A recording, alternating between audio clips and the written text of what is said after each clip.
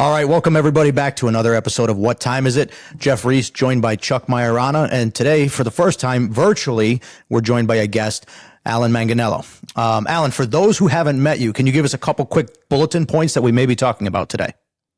Great. So, I started back in jiu-jitsu back in the early days. They call me OG guy now, which is kind of weird because I'm not an OG guy compared to what I know.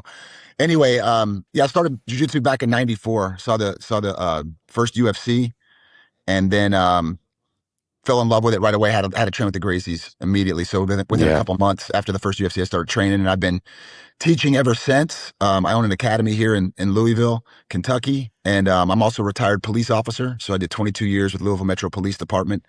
So got plenty of stuff there to talk about, I guess, jiu-jitsu and law enforcement all put together. And now I travel around with Gracie University teaching Gracie Survival Tactics for law enforcement, defensive tactics course that we do. Very good. So what came first, law enforcement or jiu-jitsu? Oh, jiu-jitsu came way before law enforcement. Okay, great. Let's start there. So you mentioned seeing UFC 1, being inspired by that, and how did the search go to find the Gracies and train with them? Yeah. So what's interesting? I'm going to back up even more than that. Sure. Just kind of give you a little history on why I'm even in the martial arts, I guess, and just kind of go from there, give a little context. So, I grew up in Pennsylvania, right up there by you guys, as a matter of fact. I grew up in Wilkes-Barre. Okay. That's right. So I was actually born in Connecticut, lived there till I was 6, and then my parents moved to Wilkes-Barre. My grandparents grew up in Pittston. They were born in West Pittston. Another kid from the streets of Pittston. That's right. Streets of West Pittston. Pittston, not to be confused with Pittston. Yeah, right. Yeah, they're. I don't want to say the nickname we use for them on air, if you know what I'm saying. That's right. You know what I mean? So anyway, no, my parents moved around a lot. Long story short, I didn't have great parents. Didn't have a good family as far as that goes. So my parents moved around a lot. By the time I was a sophomore in high school, I'd been to 14 different schools. Oh, and it wasn't because I got kicked out or anything. It was just my parents moved all the time. They'd run up bills and then they'd leave and all that. So my point is that I was always the new kid, right? Always the new kid in school. So easy target, got picked on a lot, got bullied. I was the oldest of 5. My dad left when I was 5 years old. So I saw him once when I was 8, and that was it. So I had no father figure, no older brother, no older sibling to try to teach me how to protect myself, how to be a man, how to do any of that stuff, how to figure it out. So being I was an easy target, sometimes I was a new kid 3 times in 1 year. I remember I was in 3 different schools. That's crazy. In 1 year. Yeah. So, all I wanted to do is be able to defend myself. I hated the feeling of, being a victim and being picked on and all that kind of stuff. And I became obsessed with martial arts, watching Kung Fu theater, Bruce Lee, Chuck Norris, they were all my heroes growing up. And then, I'd watch, no lie, 6 hours straight of Kung Fu theater. Then I'd go out in the backyard and I'd practice whatever I could remember on TV and on my sisters, and try, working the moves that way. So then I got a little older, 16, I started taking Kung Fu when I was a little kid. I was 8 years old. My stepdad, the one good thing he did is he got me involved in Kung Fu when I was 8. And I trained for about 1.5 years. I don't know if you guys know. Do you know her name's Cynthia Rothrock? Of course, yeah. There's actually a Rothrock studio right up the road. Crazy. Honest to God. It's like a mile up the road on Main Avenue. So I was like 8 years old. I was like 8 years old. She was like 21, had a big crush on her. This is before she was big. She was competing and all that and that thing, but it was before she became big. Now she does movies and all, or I don't know if she does now, but she has. Anyway, so she was my instructor, her and her fiance, Ernest Rothrock. His name was Ernie. And they taught me at the top of a jewelry store down in Public Square in Wilkes-Barre. Yep. So that's where I started my martial arts training there, right? Uh-huh. So then I got older, started watching Kung Fu theater, like I said, go out in the backyard. Then I was a ninja in the 80s. I was a ninja. I don't know if anybody knows that or not, but Nobody knows. Nobody can know you're a ninja. Right? Nobody knows that. I can't disclose that information, okay? So I was a ninja in the 80s. And then, I was walking to the store with my sister, and she noticed there was a school. It had the billboard right there. It said karate, Kung Fu, and jiu-jitsu. Well, I already knew Kung Fu. I didn't want to do Taekwondo, but I wanted to learn some kind of, what I considered a real martial art. And I'm not knocking Taekwondo or anything. It's just, that's in my mindset at the time, right? So, and I see jiu-jitsu, and I'm like, well, that's got to be like ninjutsu. It can't be much different. Of course. So, of course, I signed up. And I had the best instructor I ever had in my life. This guy, Jean-Louis Arsenault, he was amazing. Came down from Massachusetts to open up a school in Louisville, Kentucky. Started training with him and got my black belt in Kempo karate. and which was a mixture of the 3 martial arts: Kempo, Karate, Shaolin, Kung Fu, and Jiu-Jitsu. So it was Japanese Jiu-Jitsu, the wrist locks and standing stuff, not much ground, if anything. And then I heard, I was reading in the magazines about the Gracie family, read about them, they had this $100,000 challenge. Nobody could beat them. They had all these magazine articles and pictures, but I never saw any video. Then one of my students came in. I'm teaching Kempo Karate at the moment. One of my students comes in and says, hey, they're come up with this thing called the Ultimate Fighting Championship, where they put these guys in a cage and everybody fights, and it's gonna be real fights, no rules. I go, no way, that can't even be real. So we're in 1993. How old are you at this point? Now we're in 93. I'm like 25. Okay. And then he goes, yeah, one of the Gracie brothers is fighting in it. I'm like, man, I gotta watch this thing. I've heard about these guys. I know who they are. I've never seen them in action. So I watched the first UFC. Now remember, there's no internet back then, Right. So none of that, no technology. So I hear he's from Torrance, California. The announcer says he's from Torrance, California.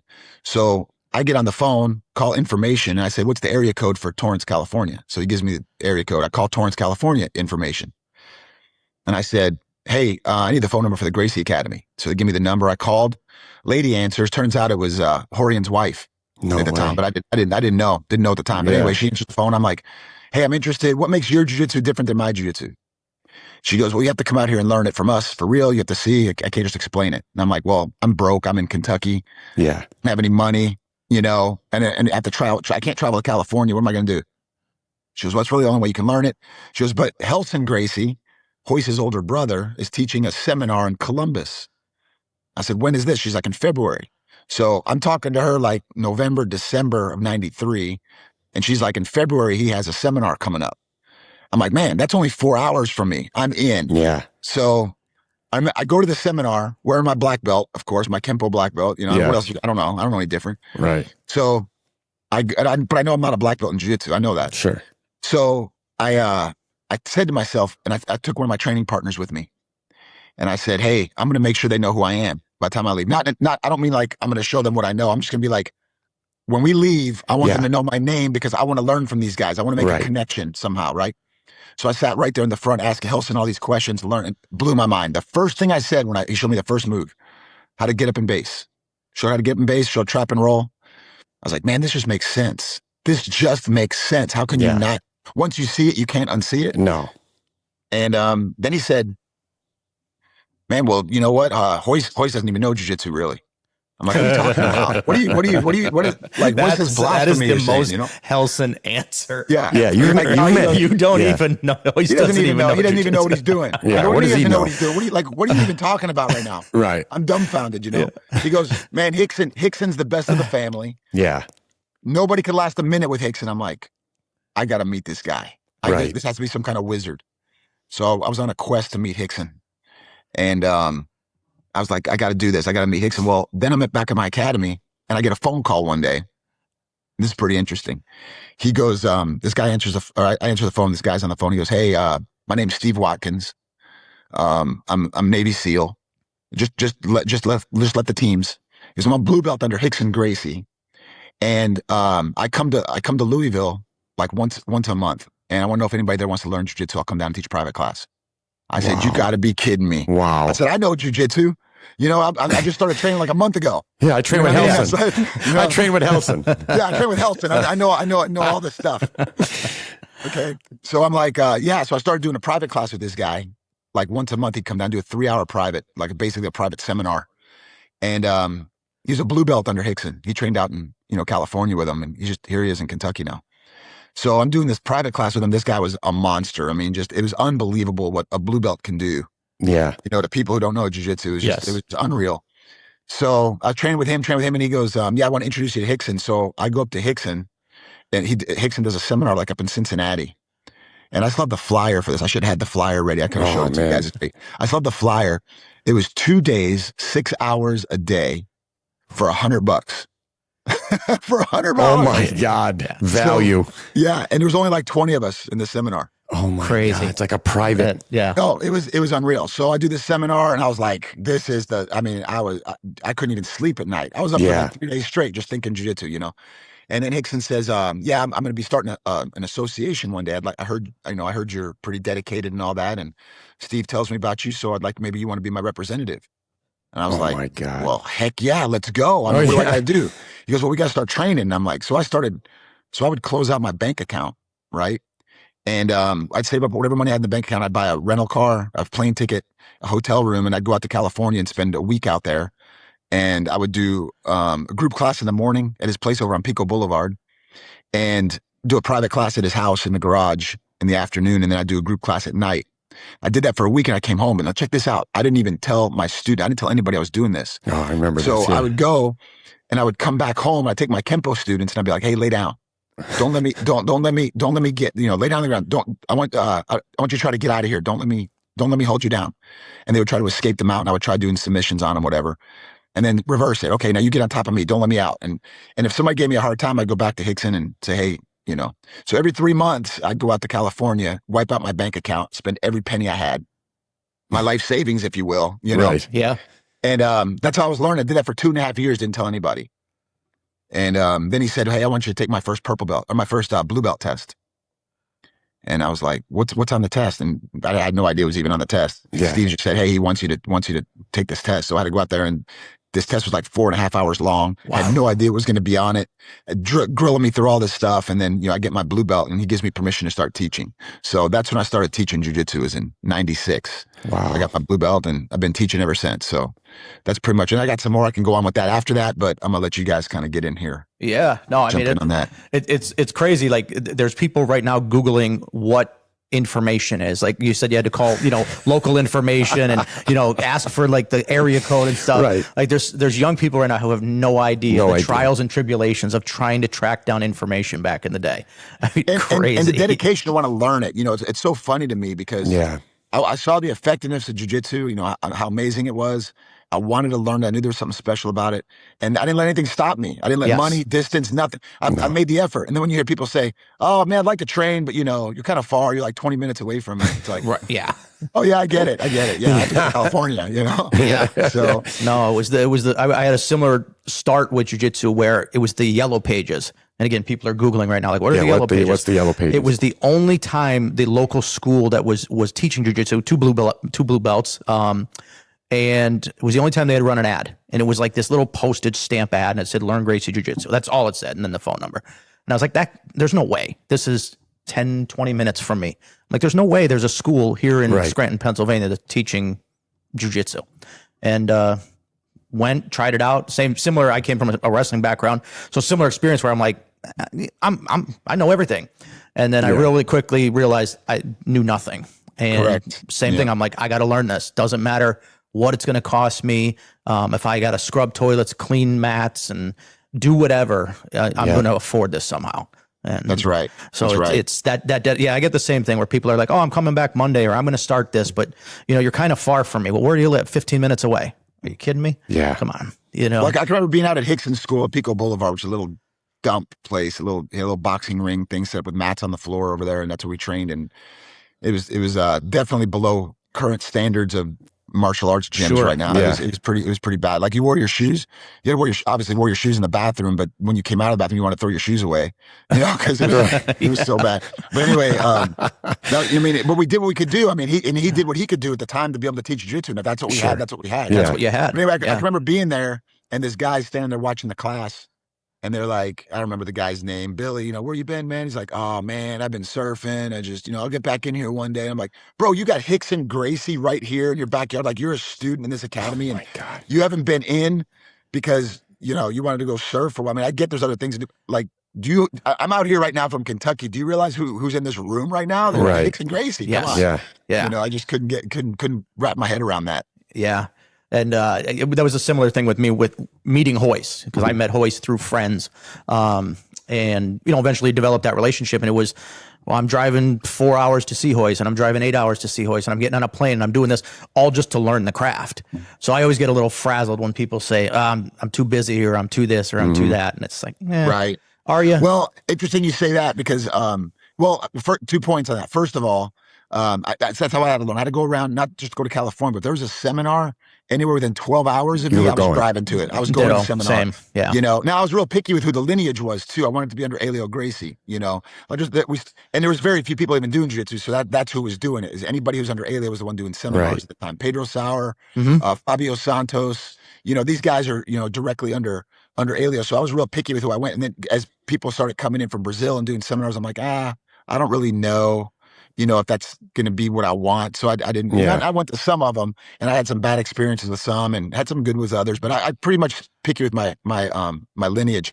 But check this out. I was just out at Gracie University last week. I help with the instructor certification program that's out there, right? Helping certify other people become instructors and all that. And this little old lady walks out of the room and she had her gi on. And I go, hey, how are you? She's like, oh, I'm good. And I'm like, my name's Allan. She goes, oh, I'm Jane. I'm like, Jane, you're training. That's amazing. I said, how old are you?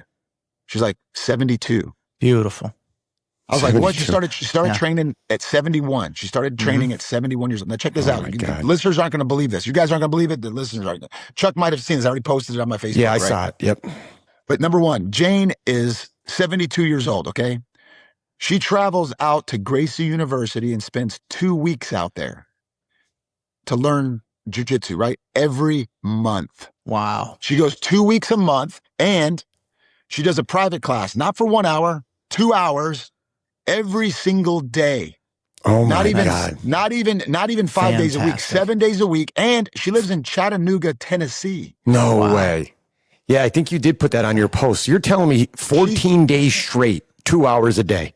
2 hours a day. She does a 1 hour, she does a little break, and then she goes back and does the private class again. Who Of does she course, do it private with? classes are modified to her, Is it Henner you or know. Hero? No, it's a guy named Jimmy DeLuca teaching it. Okay. So one of their black belt instructors, he teaches her. She's their number one private student at Gracie University. Wow. And she Oh my doesn't God. even live there. Doesn't even live there. Wow. So I Fantastic. put this on there. I said, she's my new inspiration. I said, can I get a picture with you? Yeah. She goes, you want a picture with me? I go, absolutely. I said, you're my new hero. You have no idea Right. how much of an inspiration you are. Like, you make me feel guilty. I don't train enough Right. right now. Yeah. Okay. I was just thinking that in my head. Yeah, Just compared thinking to that. her. I'm like, Well, this yeah. is a little ridiculous. So I put it on there. I was like, she's my new inspiration. I said, now tell me again why you don't train. I'll wait. Right. Right. know? Yeah. So- Yeah. That's what you ended your post with. Yeah. That was it. That Yeah. was it. Yeah. That's It's incredible. unbelievable. Yeah. Every excuse overcome right there. Yeah, tell me what your excuse is, and Right. she beat every one of them. Except the one thing I didn't ask her is how do you afford it? Yes. I didn't. Right. That Right, I yeah. didn't ask. I Yeah. let that go. Yeah. know, Maybe at this so- point in her life, she's financially secure. And I don't know. Maybe she's robbing Right. banks, and maybe she goes to Tennessee and robs banks. Robs Two banks banks. I don't know. Yeah. That would be the better story, to be honest. That would be fantastic Yeah. to find out. Like, Let's interview her. yeah, we should call her in call her one up of these and days. interview her. We got to have her on the podcast. We Yeah, gotta do it. we definitely should. To be honest with you, what an inspiring story that is. That's fantastic. You have a saying, and I don't think it's your saying. I've repeated it, but I've heard it from you multiple times. What's the saying? There's two best times to start jiu-jitsu. I'll let you finish it. Yeah, there's two perfect ages to start jujitsu: 8 years old and today. Right. That's Yeah. it. Yeah. Yeah. That's Right it. now. Yeah. And then she lives by that because at 71 years 100%. old. Gotcha. Yeah. Yeah. She started at 71. She's 72 right now. Has a combatives belt. She's working towards her blue belt right now. Awesome. And yeah, she's doing great. She's doing amazing. That's awesome. Now, just to go circle back to when you said you got the blue belt, you got the blue belt directly from Rickson Correct. and then went back to Kentucky. And you're saying that, were you a Rickson affiliate at that point, or is he just allowing you to teach jiu-jitsu at your academy? At that time, he was just letting me teach. He hadn't started his association yet. Okay. He was just saying, "Hey, I'm got this in the works. This is what I want to do." And then so I got my blue belt and I started teaching. And then he said, and then I went back out there for some more private classes. And he said, "Well, hey, I'm getting ready. I'm going to start this association real soon. I'd like you to be my affiliate in Kentucky." I was like, "Great." He goes, "But you might have to be doing some challenge matches, so we need to get you ready." And I Yeah. said, "What? What are you talking about?" Yeah. And he goes, "Well, people don't believe jiu-jitsu is effective, so you need to be prepared because that's the way it works." And I went, "Sign me up, coach. Yeah. Show me what I got to do. Get me ready." Yeah. And sure enough, I'd be teaching, so I went back to Kentucky, started teaching. I said, "Hey guys, I just got my blue belt in jiu-jitsu." They go, "You what? You've been learning jiu-jitsu?" I'm like, "Yeah." So I've been working. That's what I've been practicing on you guys on the side here and there. Right. Yeah. I said, "But now I'm going to officially start a class." My very first jiu-jitsu class had 36 people show up for my first That's class. awesome. So it's pretty cool. You know, I already had Kempo students, so I started, you know, advertising it. And then my first class, kickoff class, and it went great. And then I had people come in sometimes, oh, that would never work. That's not going to work on me. You know, I had one guy comes in, he's like, oh, I hit you 17 times by the time you did that move. I'm like, well, we could try. We could try if it. you want, you know, Yeah. and he's like, yeah. And I said, all right, you say go, and you hit me 17 times, and I get to do what I want to do. Let's go. Boom. And it was standing up in base. It was like, it's getting up in base. And he goes, you'd never be able to get up by the time I hit you. And I'm like, well, let's try it. So I sat on the floor, and I said, when I start to get up, you hit me 17 times. And as soon as I stood up, I shot in, double leg takedown, picked him up, dumped him on the ground, mounted. He couldn't get out, and then never saw the guy again, you know, type of thing. And then, you know, and I did that many times, several times. I had people come in, you know, and trying stuff here and there. And it was just craziness, you know. Yeah. And that was always a coin flip. They were either going to join or they were never going to come back. Right. Yeah. There was no in between. Yeah. There was no in between back then. It was pretty funny. I had 3 guys come in one time. And one guy was already my student. He was a real big athletic kid. And he came in one time, had 2 of his buddies with him, and they were real tall, tough guys, big thick necks standing there. Yeah. You know, the look. And they're standing there, and I hear one of them say, oh, he knows old Rockjaw, does he? He's got a picture of Rickson up there. And I'm like, Rockjaw, what are you talking about? You know? And then they were like, man, he's going to have to show me something different besides this to teach me something. And I hear all this stuff over on the side, you know? Yeah. And I'm like, hey, how you doing? I'm Allan. You know, what can I do for you guys? Can I help you? You know, and being real nice and professional. And they're like, yeah, we want to check this stuff out, man. We want to test it out a little bit. I'm like, oh yeah, great. Let's go in the back room. You know, we'll go over there and we'll do a little class. So I did a little private class back there with them, a little introductory class. But they wanted to roll. They just wanted to go. So I went with each of them. I'm only a blue belt at the time, you know. Yeah. But I went with each of them. Well, one of them was a bodybuilder. One of them was a bricklayer. Probably the strongest grip I ever felt in my life from anybody. Yeah. Shook my hand. I was like, I got oh my punched by a gosh, bricklayer once. I think I'm still seeing stars from it. Yeah. It's just, I mean, crazy strong. And he had no neck, really, you know. Yeah. So I go with one of my arm locked the first guy. Second guy, I wound up choking him out. And then the third guy, I'm going with him. And then I choke him again, and he gets ready to pass out. Well, he runs out the back door, a little back door right there. He runs out the back door, starts throwing up in the parking lot. Oh my God. Well, he winds up signing up and running my kids program for years. Oh, that's awesome. So he became like one of my best students ever. Like you said, Sold. It's one extreme or the other. Yeah. You know what I mean? Yeah. And he just fell in love with it. So yeah, I love it. What was Rockjaw? Why did he call him Rockjaw?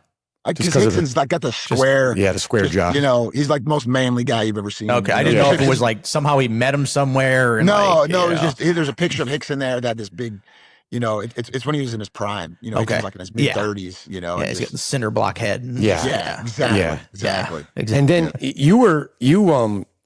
talk about your transition from Rickson to Pedro Sauer. I mean, some people that know the history of jiu-jitsu know the story of why he stopped teaching, but you want to, tell it from your eyes.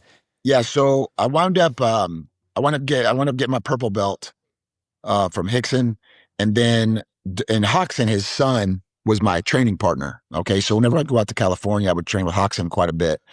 And, he was great. We got along. I knew Crone when Crone was like 8, 9 years old, when I'm out there training and stuff. So, Rickson was my training partner. Well, then Rickson passed away tragically, as we know. Yeah. Well, Rickson stopped teaching. Well, before that, Rickson had his association going. And like I said, I'd go to different seminars and stuff. So I met Fabio Santos. I met Pedro Sauer. I met Pedro Sauer when I was a blue belt at a seminar. And, I would start. So, I liked him so much. I went to a few of his seminars and stuff that when Rickson stopped teaching, like I said earlier, it's very important to me that I stay within that lineage. So I called Rickson and I said, hey, Rickson, listen, I understand why you're not teaching and et cetera. I said, but it's important to me that I stay under your lineage. If with your permission, I would like to go under Pedro Sauer. And he goes, yes, that's who I'd recommend you train with. And I said, great. Cause I want to make sure I learn from somebody who learned from you. Yeah. I want your jiu-jitsu. It means a lot to me. And so with your blessing, I'm just going to go under him. And so I wound up getting my brown belt, my black belt from Pedro. And then Rickson came out to my school to teach a seminar. Once he started to come back around again to teach, he came out to my academy, did a seminar and promoted me to first degree. So that was pretty cool because he didn't give ranks out very much, especially after black belt, Right. Yeah. So he gave me that one. And then I got my second and my third from Pedro. And then I got my fourth and my fifth from Hedron and Henner. So and me. We don't have to. We don't have to tell that story immediately, but we'll get to it. That's right. I helped with the 5th degree a little bit. Just did the math in my head. Chuck's taking credit for it. Chuck's taking credit for it. No, I'm just kidding. I want to harken back to something you had said earlier about being very picky and choosy about who you were learning jiu-jitsu from and the lineage. Very similar. I was trying to soak up everything. So if there was any seminar, and I definitely, for me, noted that there was a vast difference in learning from the Elio lineage, in other words, like from Hoyce or Hoyler, Helson, than there was from someone who had come from Brazil that had trained jiu-jitsu in Brazil and were good on the mats, but couldn't teach effectively. So that was one of the things I noted early on that just kind of steered me even more that way. I said, I'm paying for the service of being taught. And I want to have I want to have somebody who's effectively can teach me effectively, rather than just somebody who's really good but can't communicate what they're doing or how I could possibly do it or whatever the case. Is that what you found in your own kind of journey there? Was there was a difference in teaching? Yes, 100%. There's 2 reasons I wanted to be under that lineage, One, they really focus on the self-defense aspect. Yes. And like I said earlier, from my history, I didn't really care about the sport aspect of things as much as I wanted to know how to defend myself when it went down Texas Roadhouse and somebody wants to start something, type of thing. Mm-hmm. So the self-defense aspect that they were really big on made me really want to know that. And then when I saw the way they taught, see, people who've never trained with the Gracies don't realize how amazing of an instructors they are. Right. In fact, they'll even tell you they don't view themselves as being fighters. They view themselves as being teachers who happen to fight to prove their point. You see? Yeah. So their teaching methodologies are second to none in the world. Nobody teaches like they do. Rickson Gracie is probably the best instructor on the planet. Yeah, that's what they straight say. up. He was the best instructor I've ever seen anybody teach. Whenever I went and learned from anybody, he was just so articulate, so intelligent the way he broke things down and organized things. It was unreal to me, and that's why I went with them. Yeah. I would make the argument too that Pedro's way up there in the best in the world is 100% teaching. Like amazing instructor, amazing instruction, and he's an encyclopedia. The thing about Pedro is every single time I train with him, he'll show something I've never seen before in my life. Like, wait a minute. Someone will be like, well, how do you escape the mount right here? And I'm like, I know I can answer that. We can spend, next 6 months talking about that. But he'll show some little details, I'm like, I never saw that before in my life. Where have you been hiding this from? Yep. And half the time he comes up with it right there on the spot. Yeah. He just the way he understands jiu-jitsu and he can break it down. Pedro Sauer is amazing. He's just amazing. I had noted an experience. Remember, I started escaping crossbody a little differently and this and this. Yeah. And I had learned it from just seeing a clip of Pedro Sauer instructing a crossbody instructional. He did something I'd never seen before.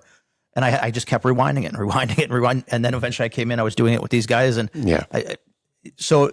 people get to the point they think they know everything. You don't know everything. Never know everything. It's well, impossible. The thing is, jiu-jitsu's evolving too. Correct. It's constantly evolving. Everybody's coming up with stuff. I've learned stuff from white belts. I'm watching white belts roll, and I'm seeing them, do this move. I'm like, dang, that was pretty cool. Actually, let me get down there and try that. And next thing you know, I'm like, that was pretty dope. Yeah. So. Children's classes. I teach a lot of the classes I'm involved with the children.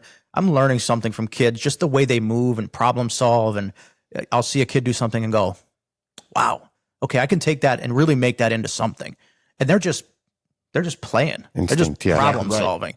It's crazy. That's where I'll take a lot of stuff from, is just watching kids. I call it kids in the wild. Right. Here we go. We're going to play this little game, and you have to get them out or whatever. And the way they problem solve is amazing to me. Well, that's how it is in the wild, I'll take right? stuff from them. You got baby cheetahs and tigers and all this kind of stuff. All they're doing is playing with each other. They're practicing hunting. Right. Yes. They're practicing what they need to be able to do for these life skills. That's all jiu-jitsu is we're playing, getting ready for the real deal. When we roll, we're playing. Let's be real. We're not fighting. We're playing right now. We're playing jiu-jitsu. Yes. Say that all the time. But we're preparing for the real battle. Yes. That's a good analogy that I never really thought about it. It is like the lion cubs playing with each other. Right. That's not a real fight. That's your equivalent of open mat.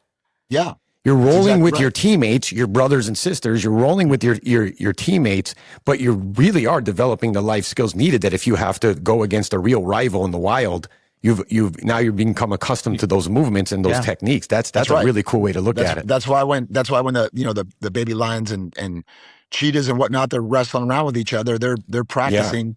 They're practicing hunting and attacking their prey. You know what they're doing. That's crazy. And defending themselves against, other predators, other lions, other whatever, Yeah. And to double back what he said about, like, he's constantly learning, even from white belts and stuff like that. That's why we do the white bar. Yes. On the black belt. Yes. Well, see, when Jeff gives a new black belt, we don't go with the standard red bar. He well, goes, no, that wasn't my doing. I took that from, of course. I mean, that's the way Hoist did it. That's the way Hoist did it. And then Hoist went away from it for a while. And then now Hoist does, I believe, a navy blue bar on his new black belt. The navy blue bar. But you went back to the white bar. Yeah. And that's kind of like the symbolism behind that is like when you get your black belt, you shouldn't have that mentality like, well, I know it all. You should have that white belt mentality. Like I want to learn everything all over again and keep learning. 100%. Yeah. 100%. Like most people don't even know where the ranking system came from. Like where did, I'm talking about in martial arts in general, you wore a white belt until it turned black. Yes. Yes. Yeah. That's it. And then your black belt winds up turning white again because it frays so that, and now we just have different colors in there to show progress and your progression through the system. But people don't realize that, that's all a black belt is a white belt that's been around for a while. Yeah. Dirty white. Never quit. It's like football player, right? It's like football player. Yeah. When you come in off the game, the guy who's got the muddy, torn up jersey, that guy's seen some action. Sure. The guy who runs in the locker room, his uniform's still brand new. He's like, he's the white probably pants. a rookie. Yeah, he's probably sitting on the bench and still gets the Super Bowl ring anyway. Yeah, right. Yeah, that's exactly right. That's exactly right. So, and none of it, like everybody does it differently. Every school, every instructor, every lineage has a different ranking system. Who does a white bar? Who does a blue bar? Who does a red bar? Who gets instructor stripes immediately? Who doesn't? And none of it, I always say, and I don't mean this disrespectfully. I understand it does matter to you. When I say it doesn't matter, what I mean is the only thing that I feel that matters is the acquisition of skill. Can you be better today than you were yesterday? Yeah. That's all that really matters. Whatever color is around your waist is that's a product of your acquisition of skill. exactly. I mean, the thing is, look, we like to have goals, and there's nothing wrong with that. Right. Set a goal, and I want to know progress. Am I getting better? And a way to know if I'm getting better is when my instructor gives me a different colored belt or puts a stripe on my belt. We want to have recognition. We want to know, are we improving or not? Am I just spinning my wheels in the mud? So that makes sense, but and the next thing is you have to know what's your objective. Why do you train martial arts, right? Or why do you train jiu-jitsu specifically, right? Yes. Some people want to train because they want to, they want to be ADCC champion. Great. Right. If you want the medal, you want to compete in tournaments. Great. Yes. There's nothing wrong with that. I competed all the time. I used to compete in the Pan Ams. I competed in Naga. I did all that stuff. It's great. It's fun, but that wasn't my objective. My objective is to be able to defend myself. So I don't knock any of that other stuff. You just want to know what your objective is, right? And then each objective is going to have a different requirement and criteria to move to that next level. Right. If you train in sport jiu-jitsu, there's some gyms you cannot get promoted unless you win the gold medal. Right? So does that mean you're not getting better? I don't know. I mean, that's why I think it's very important that you do your research. You find an instructor, like Jeff said, that you like to be around, that can teach, right? Yes. And if you like what they're doing, then you'll follow their criteria. That's all that matters to you is I'm going to follow that person's lineage. If I was under Jeff directly, then that white bar and the black belt, that means something to me because that signifies something in that lineage. Of course. Right? But I'll tell you who it doesn't matter to is the guy in the street. When you go to Walmart. Guy at Walmart. He doesn't care. Walmart aisle 17, it's dangerous. Okay. Very dangerous. That guy could care less how many stripes you have on your belt, what color your belt is, how long you've had your belt. You're not impressing anyone. Nobody cares. So all that matters now is what you know. Yes. So, and with that, most people say, well, oh, my nephew's a black belt too. He's 9. Yeah. And it's like, oh, great. Yeah. Awesome. Yeah, great. It's cool. Tell them to meet me outside. No, I'm just kidding. I'm just kidding. We'll meet out back at 3:00. But yeah, I think sometimes people do get a little too focused on the belt they wear. Yeah. And it's understandable. We want recognition from our social. It's human. We want recognition from our social group. I mean, and ultimately, while we are learning self-defense, we are also creating a social group that for some people, it's their only social group. True. For a lot of people, that's their only social group is the jiu-jitsu group. So getting recognition from your people, I think, is important. I know a lot of places say, oh, don't focus on the belt. Don't focus on the belt. Focus on the belt. Focus on the acquisition of skill. But don't don't crap on the belt either. Right. You know, the belt has there some, has to be a some healthy meaning, balance, some value. right? There's a healthy balance. Healthy to it. balance. Because what I have a saying that, yes, I did come up with, Chuck. Okay. Is I say, look, the belt should be the result of your training, not the reason for your training. Yes, you told me that many times. You know, yeah. So the whole point is, you know, I tell my students, look, even if you come to my academy and you say, look, I don't want a black belt, like no matter what, I do not ever want to get a black belt. I'm gonna be like, one day you're gonna come in here, I'm gonna have to put a black belt on you. If you just keep showing up to class, there's gonna come a point where your results are gonna have to show by the color of the belt you have on. I mean, that's just all there is to it. Yeah, I just had a discussion with the person who introduced me to jiu-jitsu. I was a boxer. He wanted to get better at boxing. We showed up one day, we got together, we boxed, and he said, "Oh, let me show you some of the stuff I'm doing." He literally introduced me to jiu-jitsu, put me on the ground. I couldn't get out of his mount. And I'm like, I had that, you know, I've told you this, I had that, you know, the 1 to 2 responses is, "Oh man, I'm going to pretend that didn't happen." The other response is, "I better learn that." I had that response, and that led me to jiu-jitsu. I was just talking, he has taken hiatuses. He's a purple belt right now. Mm-hmm. And he said to me, "I feel like I'm just behind." And I said, "Behind who?" I'm like, if you're comparing yourself to another person, then maybe you are behind that person that you have in your brain. But if you're just thinking of your own journey in jiu-jitsu, you're not behind anybody. You're not in the past. You're not in the future. You're here right now and you're still training. So you're not behind anybody because you're just you. It's your journey. And all you have to do to get a black belt is not quit. That's right. it. And the other thing is, you know, behind him, when people tell me the same thing, it's like, man, I could have been a black belt by now, or I'm behind, or I'm like, no, time out. What have you done with your time though? Look at all the things you've accomplished. Yes. That I didn't accomplish. Maybe you learned how to play guitar. Right. I had a friend of mine when I started jiu-jitsu. He started jiu-jitsu with me. He was my Kempo instructor, as a matter of fact, Jean-Louis Arsenault, right? We both tested for blue belt at the same time, right? Okay.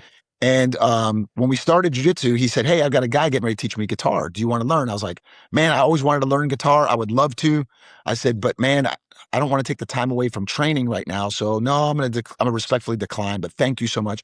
Well, he kept playing guitar, and I took off in jiu-jitsu, and he never got past blue belt. But he was out playing in bands and doing gigs and all kinds of stuff. Yeah, different. And I'm looking at him going, "Dang, I didn't get to do that." But it's like I can't say look what I missed because I did my path, he did his path. Exactly. Yes. And everybody has their path in life. And sometimes you come back to it. Sometimes that path, you get back on that jiu-jitsu path. Yeah. He was on a guitar path for a while, then he got back on a jiu-jitsu path and you know, who knows what. Right. And my buddy's back on the jiu-jitsu path now. And again, that's why I'm saying he feels like he's behind and I'm like, no, there's no behind. Now just keep going and you'll. You want to hear something funny on that one? Yeah, go ahead.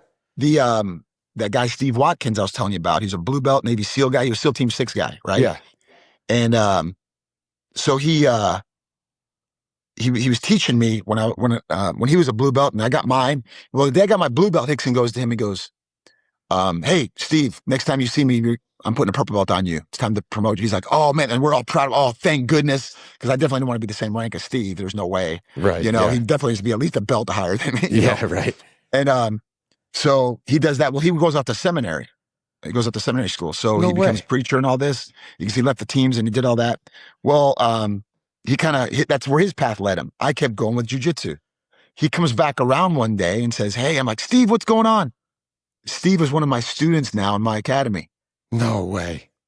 So that's right. The guy that taught me. Yeah, you've told me. He's a brown belt now. He just got promoted to brown belt from Rickson not too long ago. That's awesome. But Steve comes and does private classes with me. Oh my God. And now I teach him, and it's just amazing how it comes full circle. And he's so excited to be there, and he can't, he's like, "I'm so excited to learn from you now." And I'm like, this is just surreal to me. You know how we always say it's such an honor. It's such an honor to teach this guy. Yes. You know? Yeah. You know how we say you and I say this, that we're the same person? Yes. Guess who was a student in my class now Tuesdays and Thursday mornings? The guy I was just telling you about, who introduced me to jiu-jitsu, and it held me down for 6 minutes in the bottom of a mountain. I couldn't get out. He is now asking me questions in my jiu-jitsu class. And like we're such good friends. We've been friends for like over 25 years now. Right. So and there's no like, "Oh, I'm the teacher," and there's none of that anyway. Whether you're my friend or not, there's none of that anyway. We're just sharing and playing jiu-jitsu. Right. But that it all came full circle. You know what I mean? And he says the same thing that you did. He's like, He doesn't hate the fact that I'm a higher ranked than him. He's like, you put the time in. Yeah. I walked away. I did this, and this. You chase that dream. He's happy that I'm traveling the country. He's happy. These are things I tried to take him with me. I tried to convince him to start training with me at the state police. Yep. Who knows? He might have been on our team right now if he listened to me. You know what I'm saying? But he's like, nope, you chase that dream. You put the work in the time in. You were there standing there on Mondays at the state police with only 2 students. And you didn't forget this. You kept plugging away until the class grew and the curriculum grew. And now look at you, and I'm happy for you. And I love it. I just love people like that. You know what I mean? Yeah. Other hobbies and passions and what have you, they pull us away from jiu-jitsu. Some of them are lofty. You mentioned a student who went to seminary. Now he's back. Now he's your student. We just lost Father John as a member. Yeah. Father John came to us from a different school out in California, trained with us for about 3 years while he was at seminary. And he got his own, graduated, and now he has his own parish to run. And he came, he's like, Jeff, I got to cancel my membership. I said, and I'm bummed. I'm not going to be able to train. I'm like, Father, think about how many lives you're about to influence. Yes. And you're worried about jiu-jitsu. Like, go and do your calling, man. Like, you're gonna help so many people and change so many lives that the small sacrifice you're going to make of maybe not getting to train jiu-jitsu every day is outweighed by the gift you were just given to influence people. Like, you don't know the life you're going to change. No. So my I guess I would piggyback a question off that. Was there an exact moment where you knew that your hobby was now going to become a lifelong passion? Was there like a moment, or did it just organically happen? Well, it was, man, years ago. Well, like I said, I got into karate. I was doing karate tournaments and all that kind of stuff, and I was just obsessed with martial arts.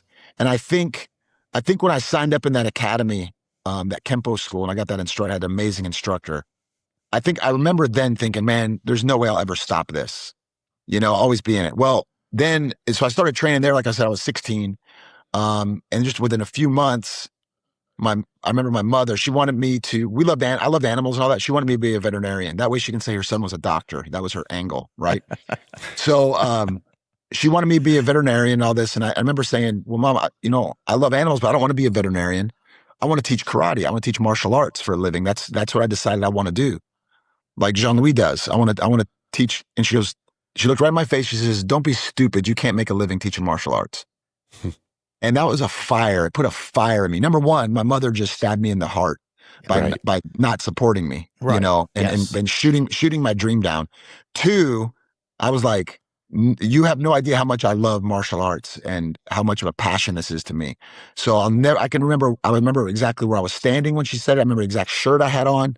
I remember exactly that point in my life. And when that happened, when she said that, I was on a mission. Yeah. And it unlocked something in me, not just out of spite to show her, but it really made me realize at that moment how much I actually loved martial arts and that I wanted to teach other people.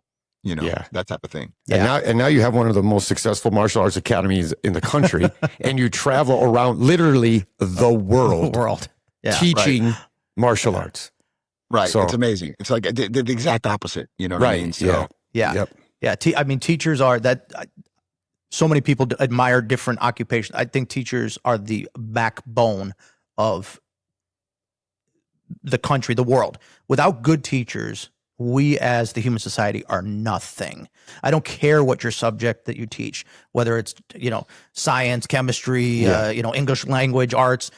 Good teachers change lives. And I don't care, whatever it is. And they are undervalued. They are underpaid. I'm on my soapbox. They are undervalued. They are underpaid. And we're going to change that today. We're going to make teaching great again. Well, there's a good question for you guys. What makes somebody a good teacher?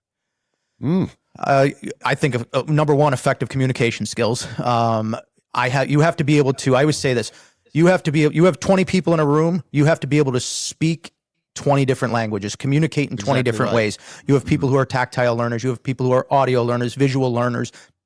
Maybe there is a language barrier. Maybe we speak completely different languages and I have to figure out a way to communicate to you. So I think communication is one of the most important skills any teacher can have. to be able to articulate your ideas in a way that you can understand it, I can understand it, and everybody can understand it. That to me is the number one skill that you must have as a teacher, is to be a communicator, to be an orator. Agree with that. I think the second thing too is to not give too much information too soon. Yes, of course. What you're not ready for. That's the other thing, is if you teach too much too soon, too many instructors want to vomit all their information they have. Yes. Because just because you're good at something, like we said earlier, right? We all agree on this one. You can be an amazing firearms, great at firearms. I mean, you're like the number one shot in your department, but doesn't mean you can teach. You could be a black belt world champion in jiu-jitsu, and I've trained with world champions, and they're terrible instructors. Yep. I would never want to go back and learn from them, and I don't want my family learning from them. Yes. But they're amazing on the mat. They're amazing what they can do. But what you can do and what you can convey to other people are two completely different things. Completely 100%. different things. Yeah. 100%. I mean, I've been fortunate enough to work with students who are deaf, who are blind, who have physical disabilities. I'm smacking the microphone. And you have to find a way to communicate with them in a language they understand. Yeah. That's exactly right. But in order to do that, you have to have the passion to want. Passion you is the second thing. You have to have a passion for the information, for the passion for the subject you're teaching, but also a passion to want other people to learn it. Yes. Yeah. Not just to show what you know. Right. But to get that person to see the benefit of what you have to show them. Yes. I think that's one of the number one compliments I get. Back when I was with the department teaching, we would do a week-long end-user certification course, almost basically like a GST course without the teaching aspect, not an instructor certification course. I couldn't tell you how end user. Yeah. End user, yeah. So I couldn't tell you how many times from that course, and even at our school to this day, that people and on the road with the GST program, I couldn't tell you how many times I hear this from a student, and it's one of the best compliments I could ever get, is you can tell how passionate you are about this. Right. I almost every course, someone comes up to me at the end. It might not be in the review. Sometimes it is. But someone personally tells me that. You could see the passion you have for this, like when you teach. And I think that's one of the best compliments I ever got. And passion's contagious, right? Yes. Like, if you come in and you're excited about teaching something, people, that's infectious. They want to know what you're excited about because they want to be excited. People want to feel passion. Yes. Right? If you came in and said, all right, guys, here's this move, how to get out of a mount. I mean, I don't really like it, but Yes. I mean, it's okay, right. I guess. All right. Dude, it can be the best move in the world, but nobody wants to learn that. Right. No. Yeah. But you can come in and teach an okay technique by popularity standards, and come in there with a fire and be like, bro, this is amazing. This is so, and people are gonna be like, man, this is the best move I ever learned in my life. Yeah, right. Yeah. Yeah. No, I've had people say that to me. They're like, don't you get sick of teaching, like, the trap and roll for 25 years? No. Because it's the first time somebody else is seeing it. So now I get to see the trap and roll through their eyes and remember what I was like when I learned the trap and roll. And it was like, the starry heart vision, like, oh my gosh. Yeah. This is awesome. And you get to experience that over and over and over and over and over. And it's great. It's like, and it's I like know having instructors kids who on don't like Christmas. teaching. Yeah. Yes. It's like watching your kids get excited on Christmas morning. Yeah, It's like so much fun. Yeah. you don't even care about their toy as much as the excitement they have. You know what I mean? So it's just the greatest thing. And they wind up playing with the box anyway. Yeah. Right. I think that's one of the best feelings as an instructor. You guys might disagree. You've been doing it longer than me. But when you show that little detail that they've never seen on a move that's been around forever, and they go like this. Yes. Oh no, that is the best thing ever. That So feeling good. when you see your student go, oh my Yes. God, I never thought of that. Oh, no one's ever shown. Oh my God, this is going to help me so much. That's the best feeling in the world. Yeah. Best Well, feeling. it's also in the the world. best feeling to be that student because, like you said with Pedro Sauer, I can't tell you how many times he's shown a technique and there's that one little detail, and I'm like, and I tell people this all the time in a seminar. Let's say a seminar costs, $200 for a seminar. Just throw a number out there, Yeah. and you're just like that move, that little detail right there. That was a $170 move, Right. right there. Yes. That right there was worth $170 of this whole seminar. Right. Whatever. And Yeah. I get just as excited. And all seminars are not created equal. No. They're not. They're not. You know what I mean? No. I've been to his seminars. I've been to your seminars. I've been to other high level, the most famous names you can think of. And both of your seminars were better than that seminar. I could tell you that right now without naming names. But yeah, and it speaks to your communication skills and your passion and the intellect of how you structure that course and stuff like that. They are not all created equal. No, No, it's definitely true. not. I think there's through my journey, I can think back in very specific seminars where I go, man, I would love to revisit that again, like experience that again and again and again. That seminar we went down to in Philly with Huron. Oh, that was a long time ago. I met my granddaughter for the first time. That one blew me away. That was an amazing seminar. Mango, interesting story on that. I call him Mango. His last name's Manganello. People call him Mango. Yeah. You know who was at that seminar? Neil. Who was it? Oh, Neil was at that one. Yeah, so Neil Belcher, who Allan introduced me to through us being down in the Phoenixville area for a GST, who's now one of my very good friends. I talk to him daily.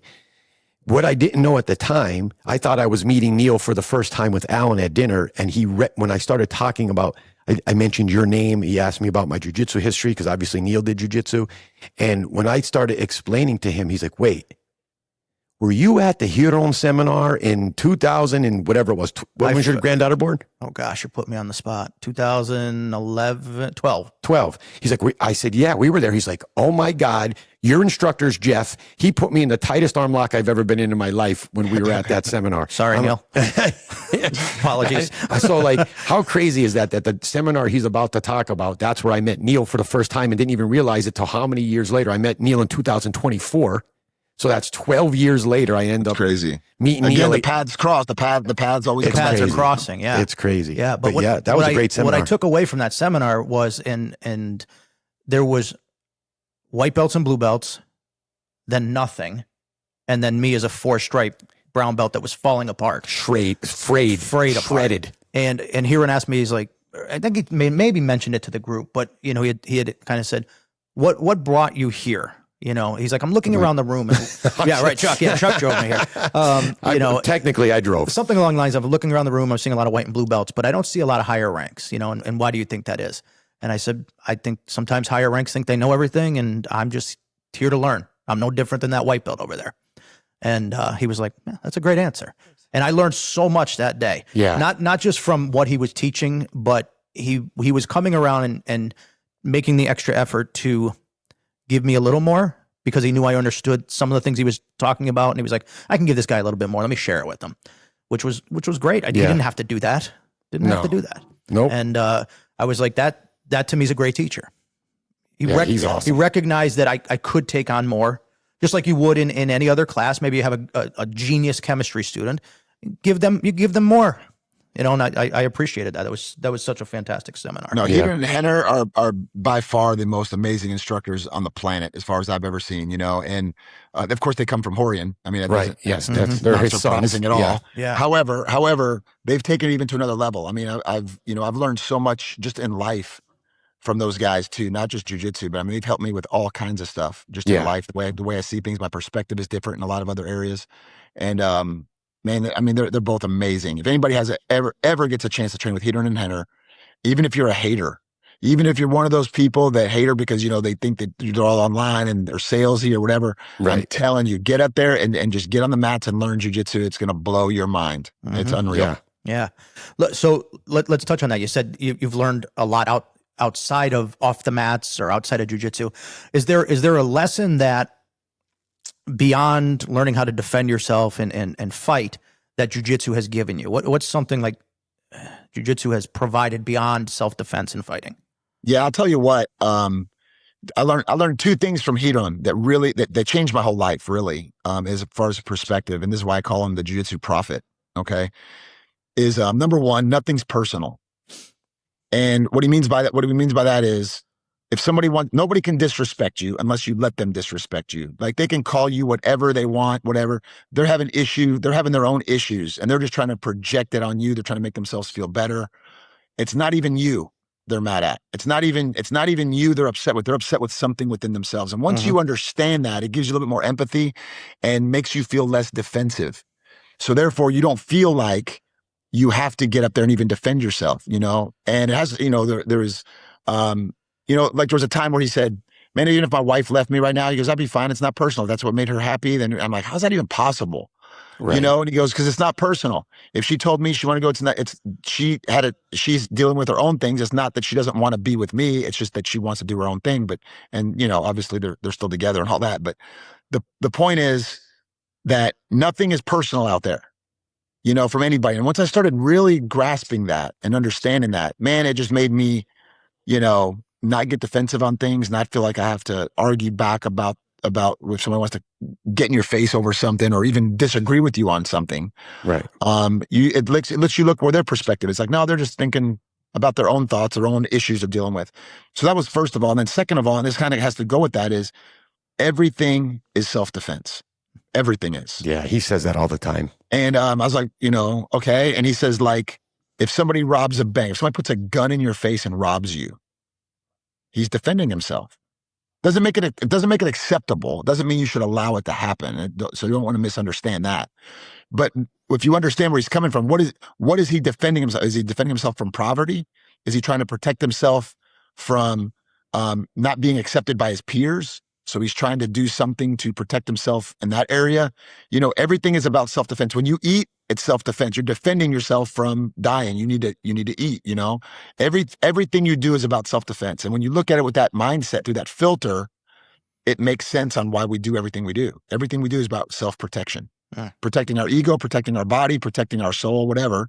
We're always trying to protect ourselves. That's our innate, capability. And that's what makes, I think, their lineage so important. I think that's why self-defense is so important to them too, is they really have a grasp on that. It goes beyond the mats, is what you're saying. Way beyond the mats. Way beyond. Everything you do has to do with self-defense. You're always defending yourself from something or someone. Absolutely. Always. And you just have to be able to do it. You have to be able to do it in a way where you're not, doesn't mean you're always panicking or on edge. You can go through life and be totally fine because you have a grasp on it. You have control over it. But everything is self-defense. And once you realize that nothing is personal, everything is self-defense, it's like, oh man, you're like almost on cruise control. Yeah.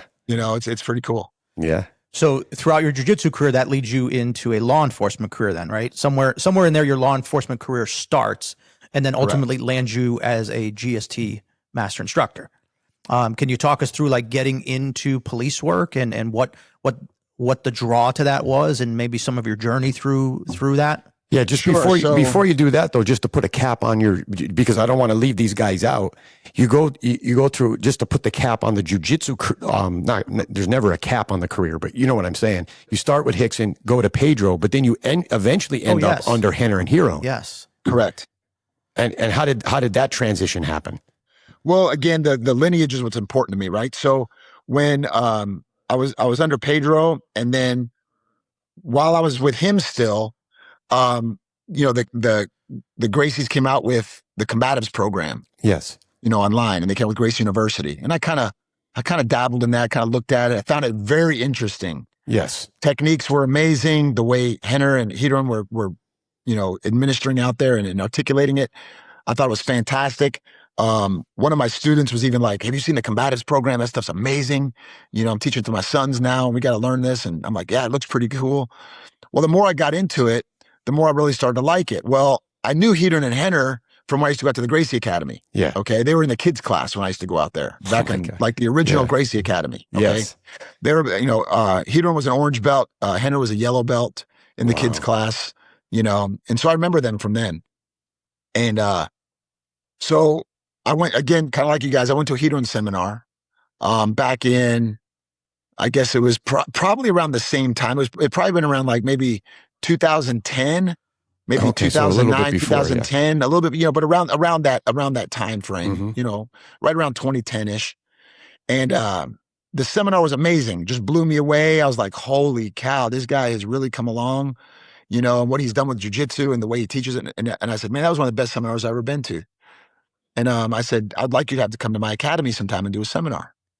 And Hedron was like, sure, I'd love to. Let's set it up. So he came out to my academy, and he's teaching the seminar there. And as we're walking around, and he's like, hey, Allan, how come you're not a certified training center? And I'm like, well, to be honest, I don't have a good answer for you. He goes, Allan, you've been around since I was a little kid. He goes, you're one of the originals.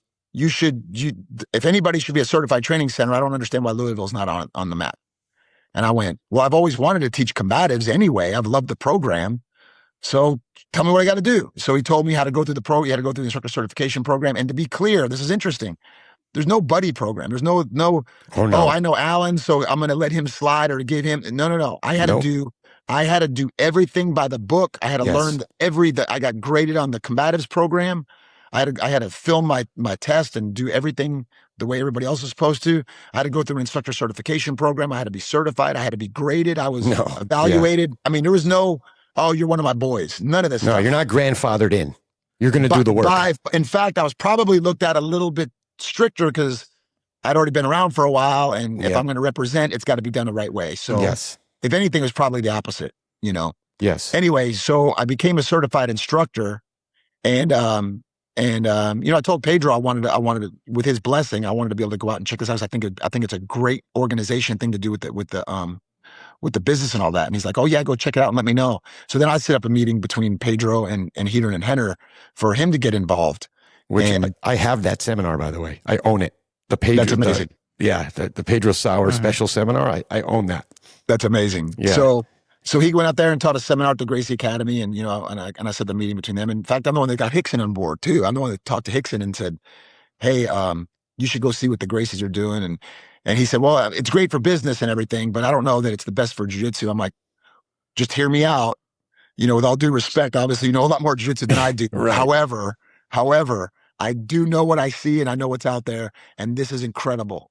So he went out there and looked at it, and he's the one that came up with the Gracie Combatives belt because he kind of already had that in his system anyway. He had a blue bar on his belt for white belts that didn't train.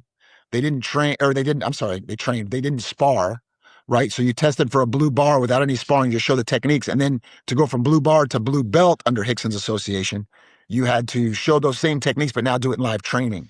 Wow. So that's how you got your blue belt. So when he brought that idea to Heater and Henner, that's how we came up with the Gracie Combatives belt. No way. So you're saying the old DVDs that I have, the original Gracie Combatives DVDs, you were able to get a straight blue belt from that back in the day. Correct. Yes. And you're saying that Rickson is the one that has evolved that to now where it's the white bar or the white belt with the blue bar, the combatives belt that we know today. You're saying that was a result of Rickson going there and collaborating with them?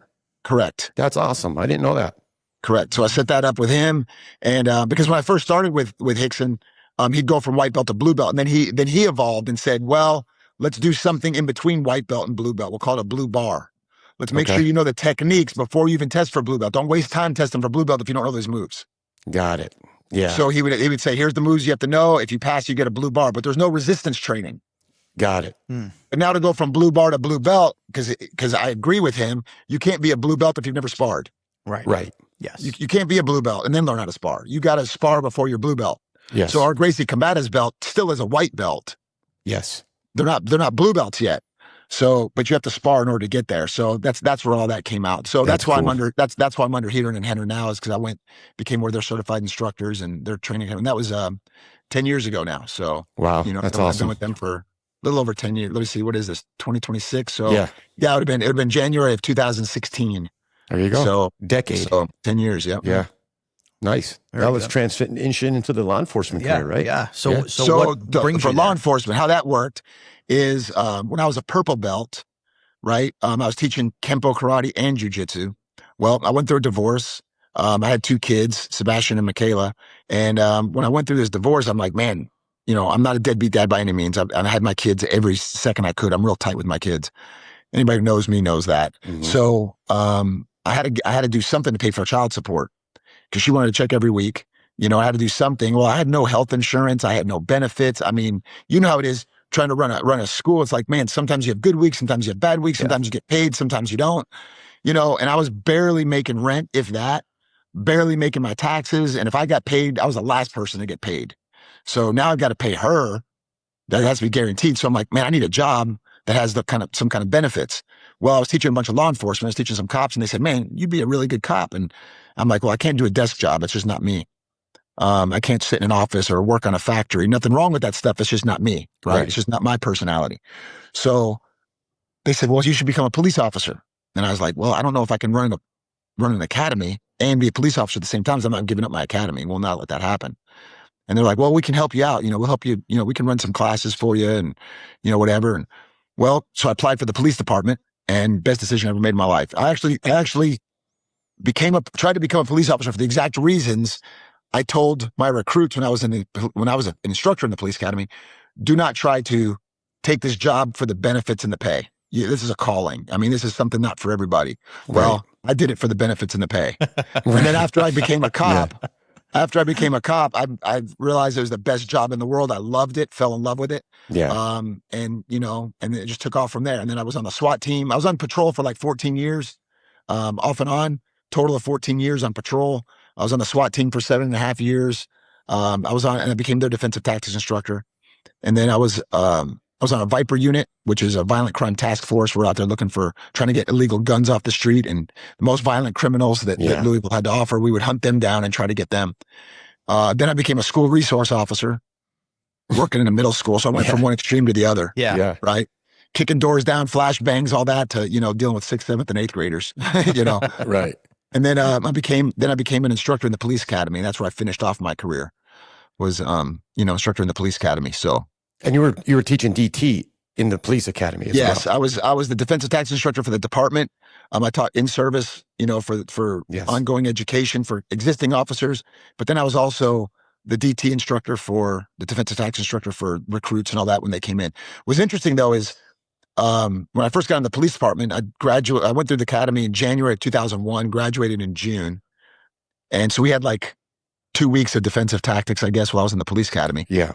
Which was pretty much a joke. It was not anything. I mean, I was already a purple belt in jiu-jitsu. Right. So the stuff I already knew was way better than what they were teaching. However, I just still did whatever they wanted me to do. It was all fine. But then here I am traveling all over the world teaching defensive tactics and helping out with, GSTs and all this kind of stuff. And I was helping Hedron and all that, and Hedron and Henner teach this stuff.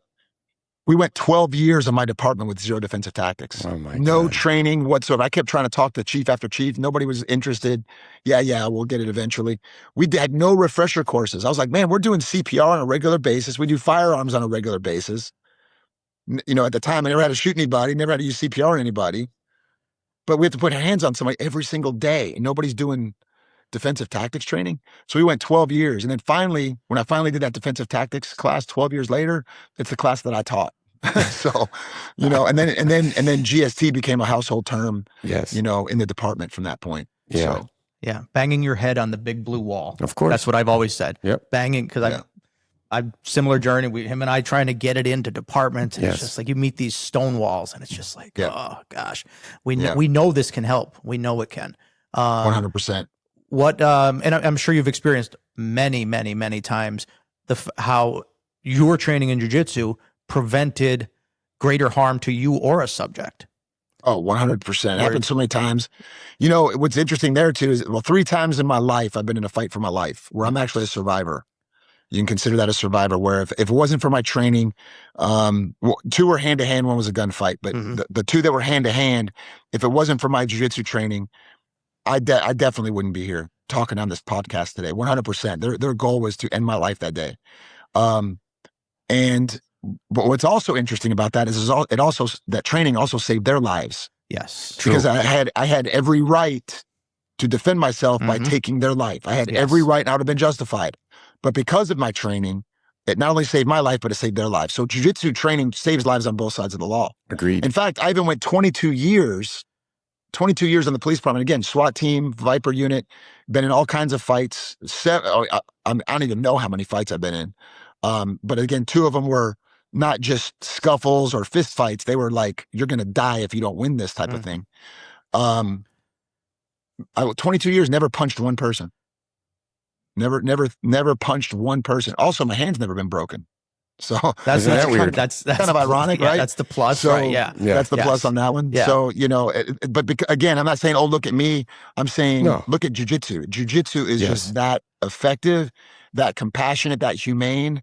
And it's just that amazing. And I feel it teaches you good decision-making under pressure. Of course. Like 100%. If you don't experience that in the gym every single day of your life, making the proper decision under pressure, because you make the wrong decision, you tap. Yes. Right. So you learn how to problem solve under pressure. And now that translates to the real world. Especially in that line of work. And especially in that line of work, and I don't think people can understand that sometimes, that is such a hidden benefit of jiu-jitsu is teaching you problem solving under pressure. Water pipe breaks in your house, You can be Chicken Little running around with your head cut off, or you can focus and figure out how you're solving that problem. That's exactly right. That's and I told everybody, those fights I've been in, my guys in my gym gave me a harder time than those fights for my own life. Yeah. Now don't get me wrong, I came out of there with some nasty cuts and bruises, and I got banged up a little bit and stuff, and that's the way fights work, especially if you're fighting in a parking lot. Right. Yep. Okay, it's you're not on blue mats all the time, or whatever. But the point is that I was never in a point where I didn't know what to do. I was never in a point where I felt like I was losing control. In fact, I was able to have a conversation with them during the fight. Yes. During the fight, all those fights, I can have a conversation with you, telling you what I need you to do, and this isn't gonna, what all that kind of stuff, give commands or whatever, and be a cool head about it. Not lose my. In fact, I remember being on top of the guy, and I had my fist up. I was like, man, I wanted to cave his face in, but I had to. But I felt it. Don't get me wrong, I felt it. Yeah. But at the same time, I had enough control over myself to say that's not the answer right now. That's not what I need to do. So be able to, under pressure, that kind of pressure, to be able to make decisions, rational decisions, so I can tell you every step of every fight. It's not like, oh, it was a blur. I can't even remember what happened. No, I can tell you exactly what went down piece by piece because I was in total control. My prefrontal cortex of my brain was always activated. It never went to the amygdala part of your brain, which is the lizard brain, where you're just in self-preservation mode and you have no idea what you're doing. Yes. My prefrontal cortex was constantly activated where I can make rational decisions and I can back up every decision I made. Yeah. And you owe that to your training. I 100% owe it to my training. Because that's where you develop that. Yeah. You're in those type of situations. Like you said, you're playing around in those situations, but you're developing those skills throughout the whole time that you've been training. Yeah. Right. Yeah, and we've all been, you've been in scuffles on it. Yeah. I've been in, not law enforcement, but I've been in fights, and I say everything slows down. Like same thing. I can remember every the fight playing out, and I can remember it in my brain like I'm playing a movie. And yes. It was like in that moment, everything was slower. And how valuable is that, right? Crazy. I mean, like, what's the value of that to be able to go through life and say, I got this. I got this. Right. Like you said, the water pipe breaks. You're like, sweetheart, I got it. It's all good. So it's all good. Yeah, we got this. No reason to panic. Yeah, the cat gets stuck in the wall. Yeah.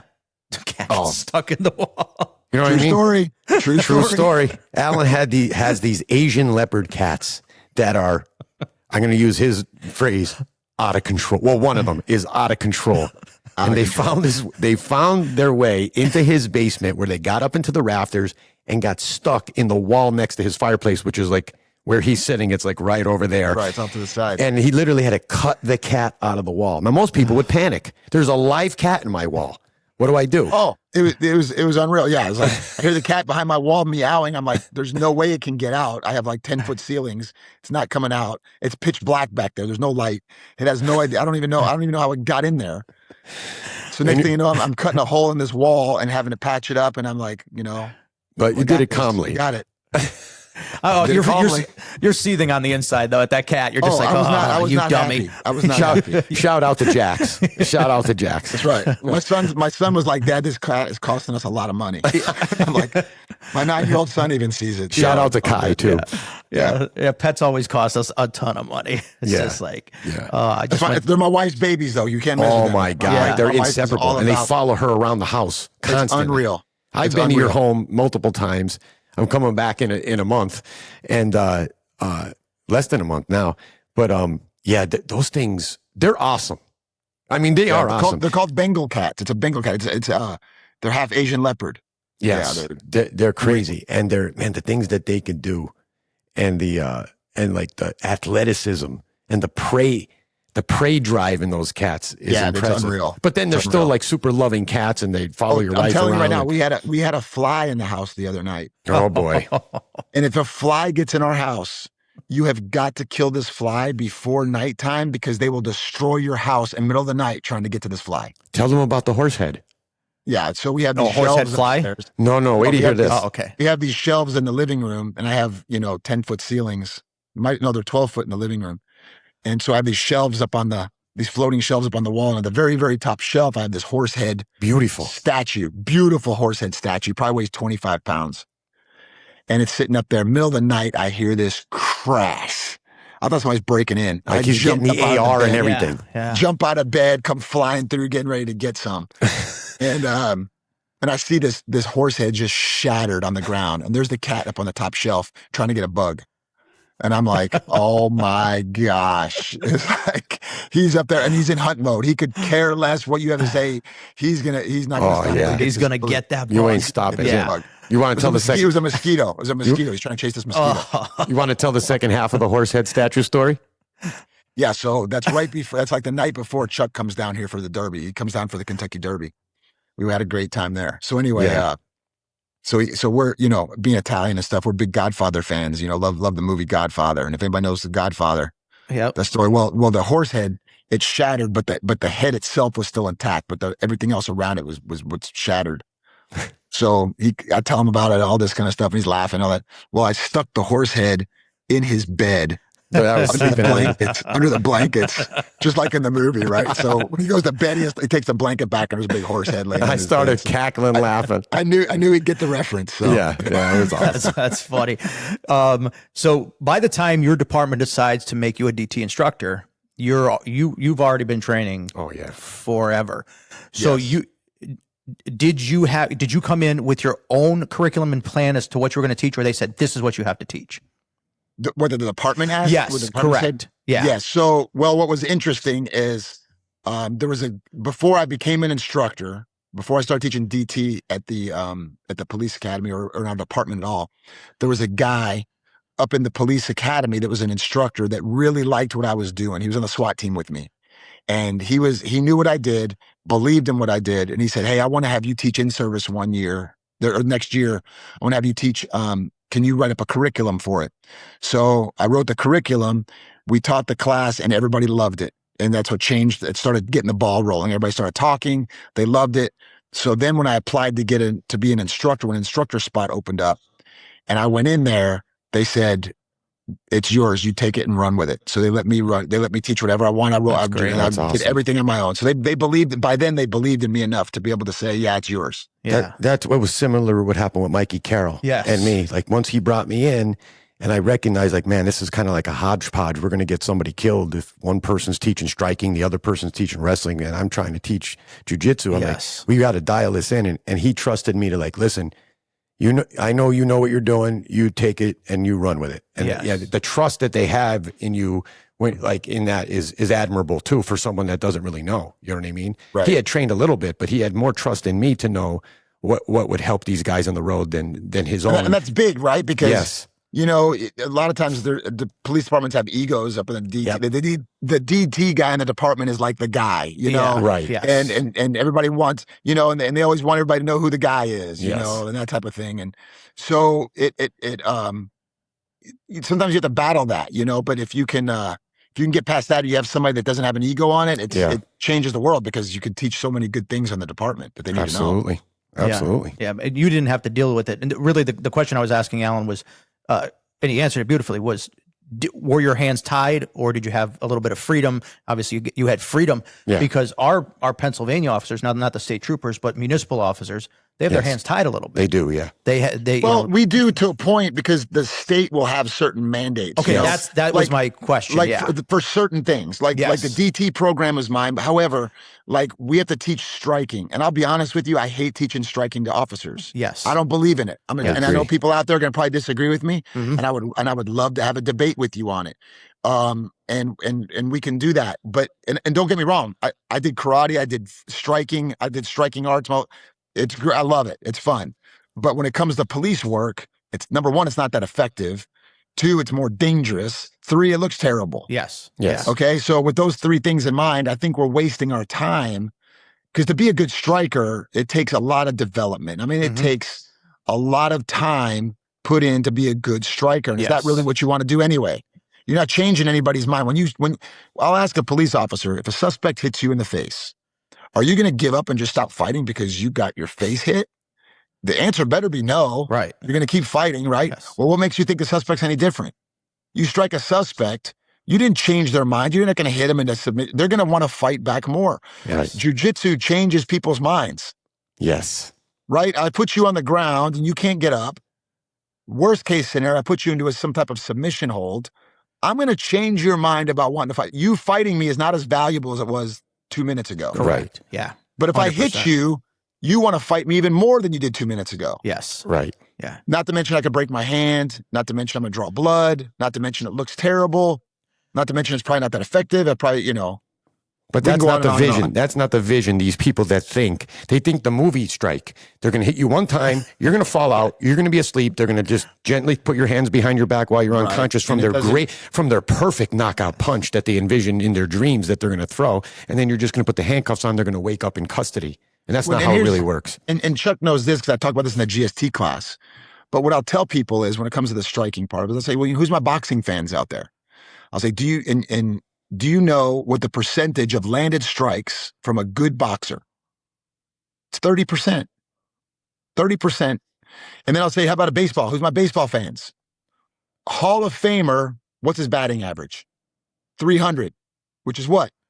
30%. 30%. Yep. So what you're telling me is that you're a professional athlete. Your full-time job is to swing at something and hit it. And you miss 70% of the time and you're amazing. Hmm. So if cream of the crop athletes are missing 70% of the time, what's a limitedly trained officer going to do? Right. Not to mention, now I'll say, what about a UFC fighter? What's their percentage of landed strikes? It's about 45 to 50%. Because they have more Now, it's options. Yeah. Correct. It's not because they're better boxers, because they can kick also. Yes. So they have more weapons. They have twice as many weapons. So the math makes sense, right? But how many times have you seen a UFC fighter hit their opponent square in the face or kick him in the head and it doesn't knock him out? Right. All the time. Oh my God. Yes. Guys, they're in the same weight class. Yeah. So what you're telling me is with that math and those stats, those aren't opinion. Those aren't opinions, guys. No. Those are facts, right? Yeah. Yes. So with that being in mind, you're going to teach a smaller officer to defend herself or himself against a larger suspect as the punch and kick. Let's work some striking. Forget it. Yeah. Let's work distance management, learn how to clinch, take somebody down or avoid them altogether, wait for backup maybe. Know your role, know Yes. your strengths and weaknesses, Yes. right? Yes. And Sun Tzu, I think, is one that said, he who knows what he can and cannot do will never be defeated. Mm-hmm. Right. So Yes. So if you know Yeah. that, maybe you wait for backup, maybe you know how to handle that stuff distance management wise, and you can be way more effective. So I don't even like teaching striking to officers because you're so limited in the time. You have a better chance of break. I'll ask people all the time, how many cops in this room have ever hit somebody? Yeah. All hands go up. Yep. And I'll say, how many people hurt their hand before? Same hands. Same hands. Yes. And guess what? It's probably your gun hand. And they're like, Yeah. Yeah.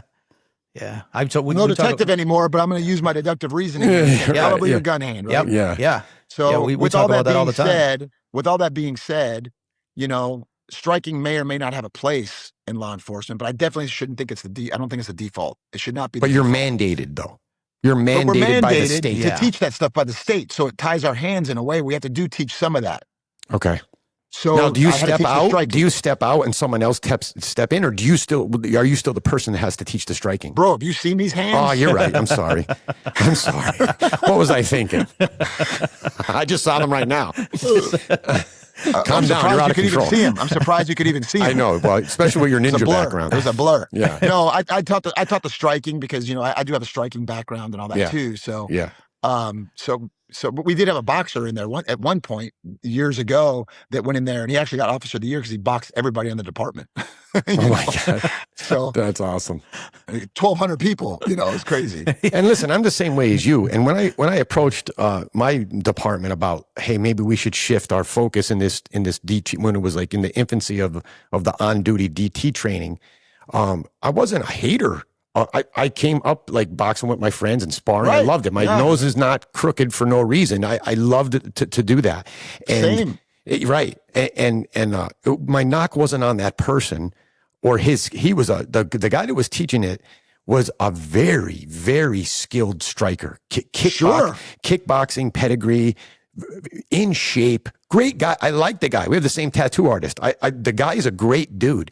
My only critique was my concern for the safety of the officers. I know that guy can do it. Yes. out Correct. there. Yes. I know he could do it, Yes. but we're teaching people that might not be able to do it because he's had 20 years of experience in it. And when it came to the point where the way it started off in the beginning is when there was like multiple kind of like too many chefs in the kitchen, it would be all right, let him teach the first hour, you teach the second hour. And then we're lining up on the line and he's going jab, jab, jab. And the students who had already been to previous classes where I've taught jiu-jitsu, they're looking at me like, when do we learn your stuff? Like, this is like, I'm like, Well, I love to learn how to throw a jab. I love boxing, but what is it going to be best for this officer to save their life on the street? It's not an ego thing. It's not my stuff is better than your stuff. It had nothing to do with that. correct. And to be fair, any government agency, they're box checkers. Right. Yes. All they're doing is checking the Checking boxes. boxes. Yep. We did Yep. We did defensive tactics. So Yes. and that's all they're doing for liability and just so they can say they did it. Yes. But they're not really teaching. If they really cared about the safety of the officers, they would find the most effective thing out there and Exactly. be able to go from there. You know. Exactly. So And the and states, people, and I've heard people say it to me too. Well, yeah, you can do because you're a black belt in jiu-jitsu. They're like, no, let me tell you something. I can show a beginner very little jiu-jitsu. And a saying I have, another saying I come up with is, if you teach the average person just a little bit of jiu-jitsu, they are no longer just an average person. Yes. that's the truth. Yes. Yeah. You know, they're not. You're going to know something that most of the population does not know. Right. Agreed. And even a little bit of jiu-jitsu, even if it's not done exactly right, is still pretty effective. Yes. Yes. You know, whereas striking, if you don't do that right, it's not going to work. And even like you know, said, if you do it right at the highest level, it works 30% of the time for the purpose that you think Yeah. it's going to have. Correct. Yep. Yeah. Correct. You said, having a little bit of jiu-jitsu, I'll share an example of that. So growing up, my children really didn't have the choice of not training jiu-jitsu, especially my daughter. My daughter was, you're going to learn. Once you're a teenager, you can make a decision as to whether you want to continue with it or whatever. And certainly they had other things, dance and football and this and this. I let them do other things. But learning to defend themselves was not an option. Right. This is part of what we're doing, So she becomes a teenager, finds other things, doesn't train, lives her life, gets married, having children. And we're at, I don't know if it was a Thanksgiving dinner or a Christmas dinner, and her husband is 6'4", good shape. My daughter is, You're about 6'4", oh right? yeah. Yeah. My daughter is 5'4" of fury. I mean, she's just tiny. And he says to her, how much of that jiu-jitsu stuff do you think you remember? And she's like, enough to deal if with something you. went bad, I would survive, right? Because that's how she was brought up. Hey, you're surviving. You don't have to fight a full-grown man. So he's like, well, how do you know? She goes, well, I tell you what, I'll lay down and get on top, mount me. Hold me down, don't let me out. And she gets out maybe about 45, 60 seconds. She's out from under him. Now there's this massive disparity. Right. She goes, okay, now you lay down. And now my dad heart is going like, two reasons, like, dun, dun, dun, dun, dun, like I hope she holds him down. And second, like, oh gosh, am I proud of her? Yeah, right, Because she's using that old, she's using that old, now let me try it on you, tactic. Yeah. And she The old 10-minute intro. buries him under the mount. And finally he goes, Love okay, it. just get off of me. And Love she hadn't trained in 12 years, 15 years probably, it was great. So funny because my wife, Leanne, she's a self-defense instructor also. She teaches the Women Empowered program with me. She's a certified instructor, and she's the same thing. She's like 5'4", 110 pounds, little Filipino fury fireball. Fireball. She's the best. Fireball is the best word, and it's not even, that's an understatement, right? Yeah. Yeah. So anyway, we're teaching this self-defense class down at this some business downtown in Louisville here, so for their staff and everything. And we showed the trap and roll and everything. And there's this guy standing over in the corner, security guy. His name's Mike. Boy. 260 pounds, 260. Yeah. He's standing over there just looking.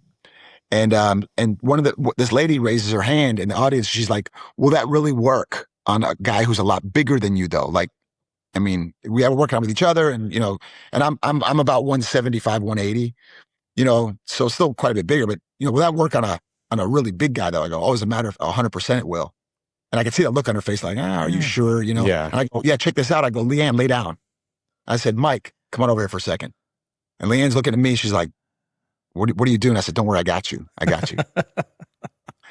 And so I said, sit on top of her. I said, hold her down by her neck. I said, don't let her out. And she looks at me and I said, do your thing. Boom, trap and roll, blows the guy right off of him. 2 seconds, like nothing. And everybody's like, oh my God, everybody's cheering and clapping. Yeah. And he's like, hold on. He goes, no. He goes, let me I try wasn't that ready. again. Yeah. Yeah. Let me try that again. I go, Mike, bad guys don't get a second turn. Oh, that's great. I said, but go ahead, try one more. So Yeah. she looks at me, her eyes get real big. I go, and you can ask her, she'll tell you this. Yeah. He grabbed onto her so tight, like he was like, I'm not letting this girl out. He latched onto her throat, boom, right off of her, you know? And I said, there you go. There you go, Mike. That was your chance, you know? She just knew it. It was just so funny because when you see that, it's like, again, same thing. You're just that proud moment. But I believe in jiu-jitsu. And I tell my students that even if you don't believe in yourself, believe in jiu-jitsu. Yeah. Yes. Jiu-jitsu will carry you through. There's been times where I'm like, man, I don't know if I can do this right now, but I know jiu-jitsu it'll figure it out for me. Yeah. You know, it'll figure it out. So every time. That's so true too. That's so true. Like there'd be times you'd be like, man, I wonder if that guy looks like a handful. And then when you just start rolling and like you just feel yourself doing, I'm like, that wasn't what I thought it was going to be. Yeah, exactly. Because, you know what I mean? Like to this day, oh my God. You know, I've been doing that my whole, you know, it's just so funny. It's your natural instinct. You're like, look at that guy, go, how interesting. Yeah. And then as soon as you go, it's like, oh, that wasn't nearly as bad. No, it's not. It wasn't as bad as it was in my head. You know what I mean? And the reverse could be true. You could look at someone that says, you could go, oh boy. Now we don't do this anymore. Especially, but especially 5'4" Filipino girl, man. Right. Right. You're like, yeah, okay. She, you know, I'm holding her down and then boom. And then the opposite could happen. So you got to go in there with like you said, jiu-jitsu will figure it out. Jiu-jitsu, I'll tell you what, you cannot judge a book by its cover. No, jiu-jitsu will teach you that. Jiu-jitsu will teach you that. Yes. Yeah. Because I traveling a lot all the time. Of course. I was never looking for change.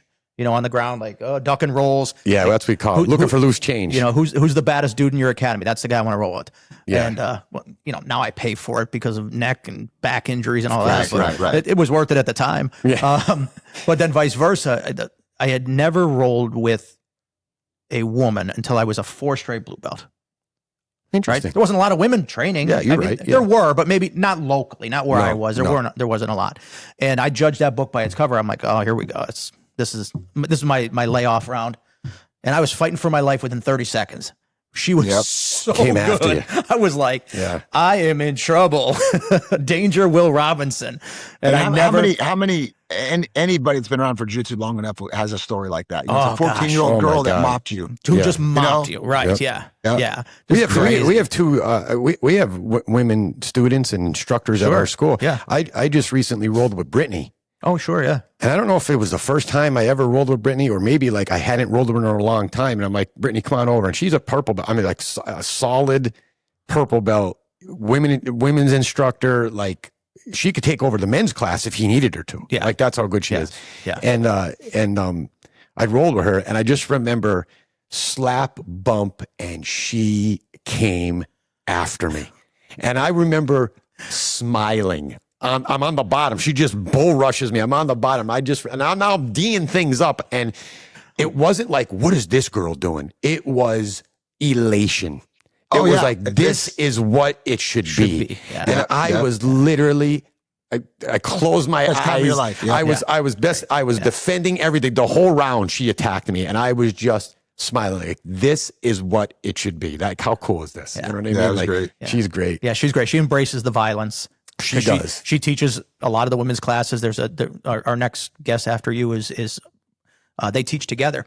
Yes. And but Brittany embraces that violence. She's quiet. She's quiet. Yeah. You know, she'll come out of the trap and roll, and you know, we talk about the distraction strike, get up and get away, and she's like, now you're gonna hammer him with 6 elbows to the face, you know, and she's like, bam, bam. Then you're gonna get up and run away. You know, she just like embraces violence. She's a tough woman. Yeah, Jeff always talks about the scalability of violence, like with some of our techniques, and she likes to go to the upper end of the scale. I think sometimes she's volume control 10. Yeah. She might break it off sometimes. Yeah. Now transition us to where you're at currently in your GST, balancing being on the road with GST and running a full-time academy. How do you balance that? Yeah, that's a great question. You know what I mean? It takes some skill, I guess, on that. And a lot of us do the passion, you know, you just have to want to do it, you know, but I travel 1 week a month on the average. So I do about 12 GSTs a year, is what I pretty much do there. And then during the, you know, when I'm here, during the other 3 weeks of the month, I'm running my academy, getting classes set up, doing things. And when I'm gone, I got a great staff of instructors. Yes. They take the classes for me while I'm Your gone. wife? Yeah. My wife runs the show. She runs, I couldn't do without her. There's no way There's absolutely no way. Fortunately, we're in a position where she doesn't have to have another job, except this is her thing. Yeah, You she helps run the academy with you. She runs the academy. She does all the admin stuff. She makes sure everybody's doing their thing. She does more stuff than people realize, you know, behind the scenes. Not to mention she teaches the women empowered class. She's the head instructor in there on that, and helps make sure all the other ladies are on point. They're doing their thing and whatnot. So a lot of it's her. If I didn't have her, I couldn't do it. Yes. So that's and you have a great crew of instructors and I've met a bunch of them. You have a great crew of instructors at your academy. They're all rock stars. They're all rock stars. I'm real picky with who's going to teach in my academy. But man, I'll tell you what, every single one of them brings something to the table. Yes. They're all different in their own way, but we have the best staff around. You know, we really do. They're amazing. So anyway, I do one GST a month, and the rest of the time I'm just working on, teaching and training and making sure classes are the best they can. I'm still studying and, dialing everything in, and I'm reviewing videos and watching things that whatever I can do to make the class better. So it's a nonstop thing, full-time job for sure. Yeah. And while we're on the subject, we can't leave the podcast without saying how you and I met. And it relates to him too, because I've always told the story of my transition into GST, but I want to hear it from your eyes, because you were on the other side of that. You know so what I that mean? was interesting, right? I remember where you were sitting, as a matter of fact, in Phoenixville when I first met you. I remember you sitting there, you're watching all starry-eyed and everything. So that was when I was a student. But you were a student. Yes. He was a student in my GST level 2 course. Yes. I didn't meet you in the level 1. You went through level 1 with another instructor. Correct. And then he came to my course, level 2. I think I was teaching with Cam. I think Cameron Price. Yeah. Yes. So anyway, we were teaching a level 2 course, and Chuck was there with one of his buddies, and he picked up. I could tell he was into it. He was a good learner. I could tell he was picking up on the things, had a good energy about him. So I just remembered who he was. No big deal. Well, fast forward, I don't know, a couple of years later. It was it was a year later, I think, because I went to my first GST in 2022. Turned around. I didn't wait the 2 years. I went to and that was with Avandro, and then a year later. Less than a year. July of 22 was my GST level 1. April of 23 was my GST level 2 with you in Phoenixville. Okay. So he's there as a student, and I noticed that he did a good job with it. Nothing really stood out except for the fact that, hey man, this guy's a pretty cool guy. He knows his stuff. Pennsylvania State Police. I'm from Pennsylvania, so that was cool. Yeah. Whatever. Well, then I had to go back and teach another level 2 a year after that. Yes. Right. And I got a call from Charlie Fernandez. He's our liaison with the with Gracie University and Gracie Survival Tactics. And he said, hey, we have this guy that we're wanting to try to get him to become a number 2 on the cadre. Apparently he's been, Avandro recommended him, said he's doing really good. We want you to, evaluate him. And I was like, who's this guy? They're like, and they said, no, Chuck Maiorana. I'm like, oh, I remember that name. Yeah, he's a Pennsylvania State cop. I'm like, oh, I think I know exactly who that is. I remember him. Yeah. Yeah. But then I was like, so Howard and I were going to teach the course, and he knows Howard through the Place Network. So I call Howard, and I'm like, I was a little ticked off because I was like, man, we have to evaluate this guy to be a number 2, but it's a level 2. I don't want to do it at a level 2. I think I need to evaluate him at a level 1. Because that wasn't the normal path. There had been some things that happened in the organization. If you're going to be a number 2 guy, there was an interview, and I'm one of the guys that evaluates people to see if they're going to, if they're ready for that. Right. So, so I told her, I said, well, we got to evaluate this guy. Let's just see what he does. I'll throw him some stuff. And I said, and how I usually do it, I'll give him an assignment that here's what you have to, here's your homework, get ready to do this. But then also throw some things out there that I don't tell him about. Right. Just spot check. Hey, you're up. Yes. You're up. Go. Yeah. Say you perform under pressure, bro. Right. That type of thing. Because that's part of it. We have to wing things sometimes. Sure. Yes. Yeah. So he went out there and he knocked it out of the park. I looked over at Howard and I was like, that was pretty good. I'm pretty impressed. I liked his energy. And then, man, right away, it just hit it off. I could tell. I was like, yeah, he's not one of the normal guys that wants to get evaluated. Usually people want to get evaluated, which is few and far between. Mm-hmm. Yeah. Still, it's not common, but when they are, they're very rarely are they prepared. And he was more than prepared, man. Chuck was solid. And I went right back right away. I said, yeah, this guy's definitely number 2. Let's get him on board. Yeah. And then that was it, so we got And him that's on a there and he's testament. taking off. I give a lot of credit to Jeff. Yeah, for that. he You know what I mean? talked Like, about you. He's talked about you nonstop. In fact, I had to tell him to stop talking about you sometimes. He's tired of hearing about he's it. like, tell me more about me. Stop talking about Jeff. Right. So no, but he's always giving you the credit. Always his high regard for you and his training and his lineage, and that's a big part of why he's in the position where he is too. He's a humble guy, very coachable. And that's a testament to the way you teaching him too, and we appreciate that. So I was like, and you're part of the lineage. That's so it made sense. It made sense that he knew speak the language. You speak the same language, and the same objective for the most part, right? Yeah. So so that happened, and he's on there, and now he's part of the cadre. Now he's one of the guys that one of my favorite guys to go around and teach with, and now he's a lead. Now he became a lead. Now he's got a lead. Yeah. And again, it was a goal he was chasing. I mean, we had a conversation 10 years ago, or probably longer. Yeah. When GST first came out. 2012, I think, is when I first started GST. So 14 years ago, we were having conversations, and he was like, man, this would be so cool to teach this one day. So it was a goal being chased. I don't think I ever, though, with that said, I don't think I ever imagined, when I said teach this someday, I think I meant teach it to cops. Yeah, I mean, we all have. Either at your school or at the state police level. Right. I don't think I ever envisioned this happening. This is a dream.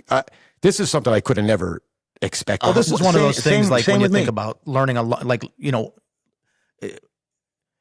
think about winning the lottery and what would I do with that money? Like sometimes those are pipe dreams, and sometimes you win the lottery. Right. Okay, you won the lottery. Yeah. And that's awesome. But It's a here's goal the being difference, chased. though. Here's the difference. Winning the lottery is luck. Sure. Yes. Yes. Chuck put the time in. Put the time in. He put the math. He put the effort. He put. He did what most people aren't willing to do. Correct. Yes. Yes. And it's the same way with me. Like, learning jiu-jitsu is like, I put in. I did stuff that most people will not do. Never.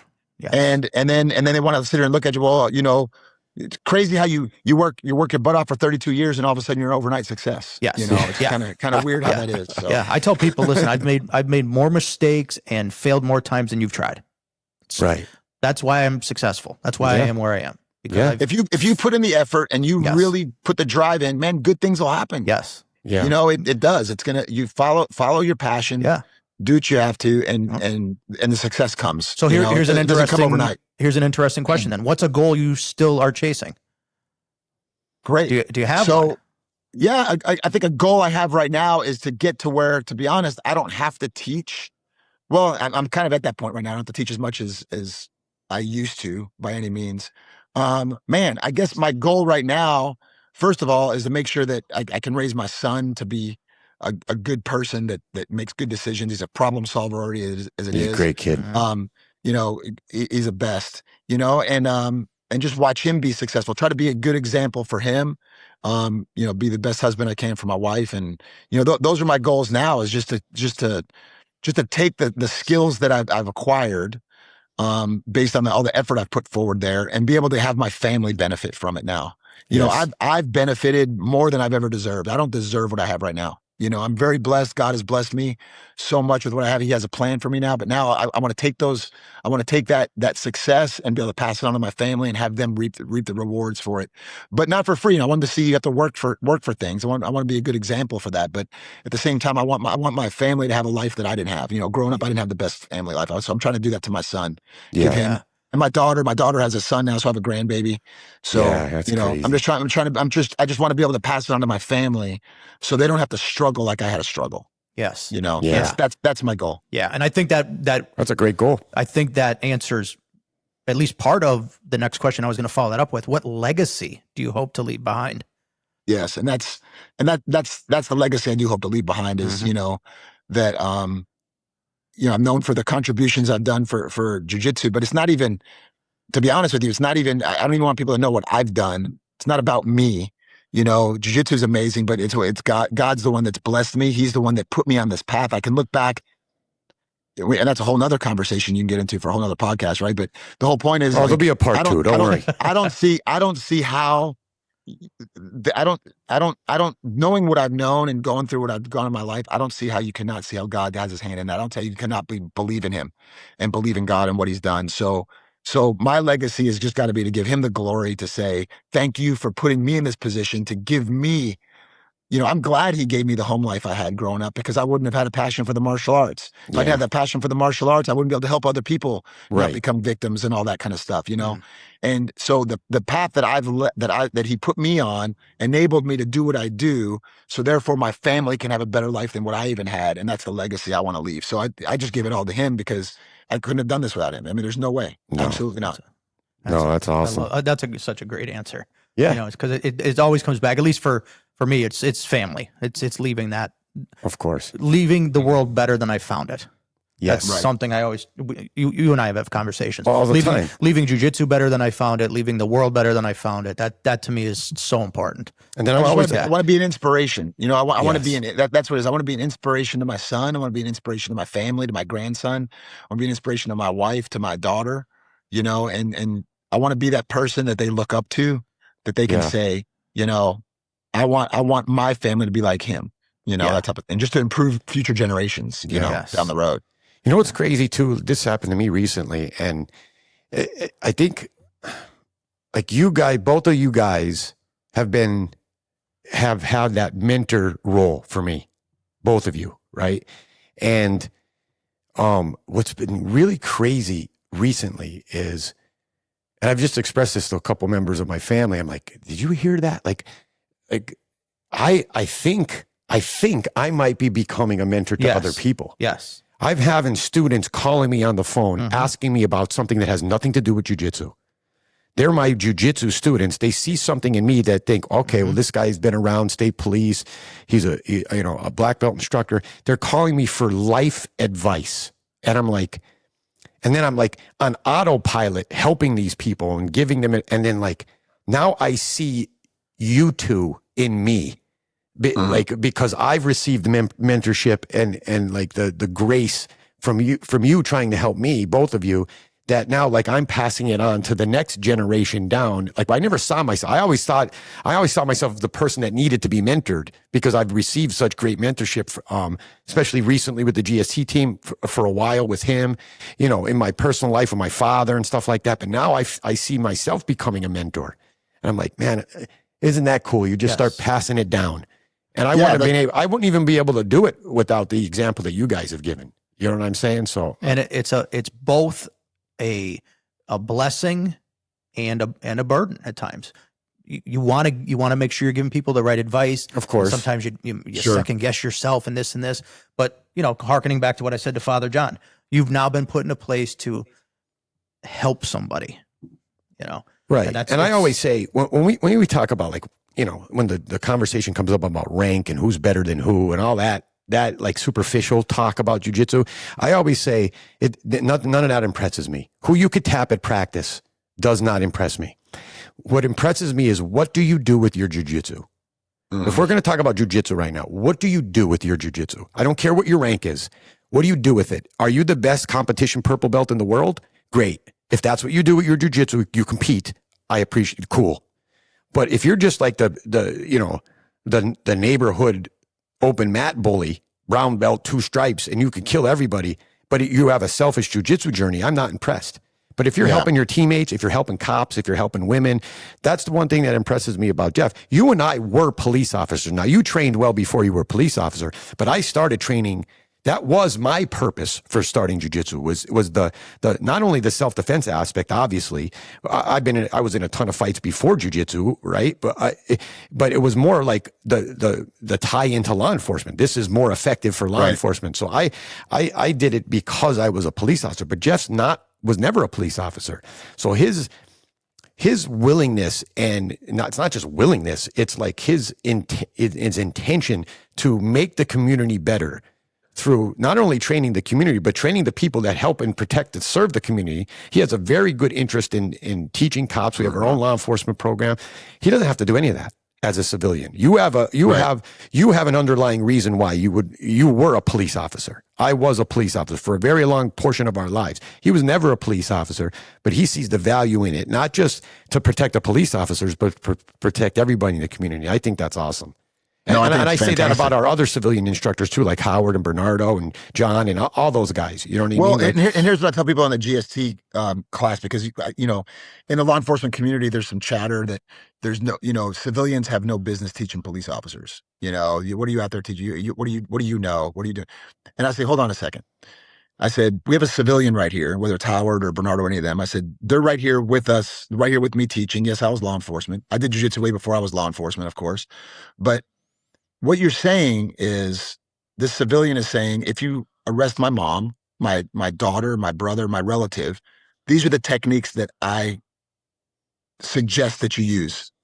right. You know?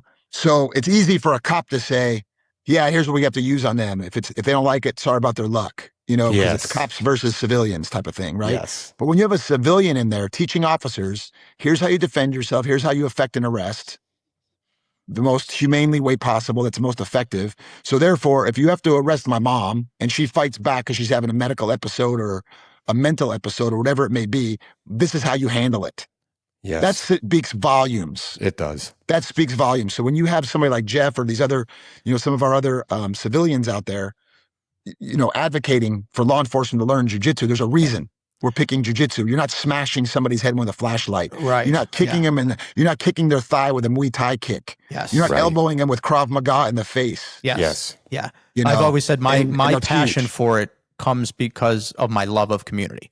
I was born here. I was raised here. I grew up here.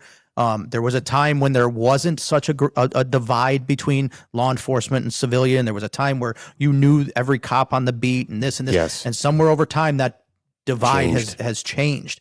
It's grown. And, you know, I never want to see my community suffer or hurt because of a bad decision made during an arrest. Right. So that's where my passion comes from. It's like, hey, we can all learn together. It doesn't matter that, you know, you're police, I'm civilian. I have a skill that I can teach you, and I have a skill and you have a job that's protecting us. And together as a community, we can make a community better. Yes. I love it. And it affects it all comes everybody. from community. It affects the police officers in that community. It affects the civilians in that community. You watched your city burn, Yes. Yes, I never want to have to do that. right? I Ever. mean, there were those riots in Louisville, and you know what I mean? Like, you know, that's not something you want to see happen again. No. You know what I mean? So that's a lot of the reasons why we do these things is because it's not just, oh, you're teaching cops to, you know, no, we want to help everybody. You know what I mean? We Right. obviously want to see the cops be safe, Yeah. but we want to see the subjects be safe too. You know what I mean? 100%. Yeah. 100%. There's times where I'll encounter it, whether it's online or in person, where somebody's angry with me because I'm Yes. instructing cops in jiu-jitsu. Right. You know, like you're teaching them how to hurt some, you know, people and beat them up more effectively. And this, what Yeah, are you talking they don't about? get it. What are you talking Right. about? Well, and exactly right. They don't know what they're talking about. They don't know what They're they're talking educated. about. Right. They're educated. Just like you can't be mad at the police officer who punches somebody if that's all they know. If that's all they know. Right. Yes. If that's, I'm not even mad at them. They're Right. they're just uneducated. They're going to do what you're naturally, instinctively going to do. Yes. Yeah. So you have to, the whole point is like, I went 22 years, didn't punch anybody. It's not because, the only reason I didn't punch him is because I had training. Otherwise I would have punched everybody. Right. Sure. You know? Yeah.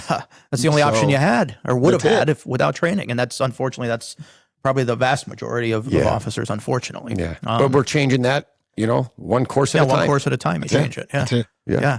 So why don't we move into the fun portion, the rapid fire questions? Sure. So what we do, Alan, is we just have a bunch of rapid fire questions. We go around the table quick. We answer them. Sometimes they become a little bit of a bigger discussion. Yeah. Some of them are lighthearted. Some of them might be a little more in depth. But you ready for it? Let's go. All right. Gi or no gi? Both. No, Well, are you making them? Are you you have making to them choose pick one. one? You have to making them choose If pick I one. have to choose one, if I have to choose one, gi. Gi is actually more no gi than no gi is. I would agree with that. Yes. Yes. Was that? Wait. Yes. Let's hear that explanation. Yeah, I'm not letting that slide by. What do you mean? So gi, you know, gi is great because it teaches you different grips and all that kind of stuff, but you can't rely on the grips. That's the difference, right?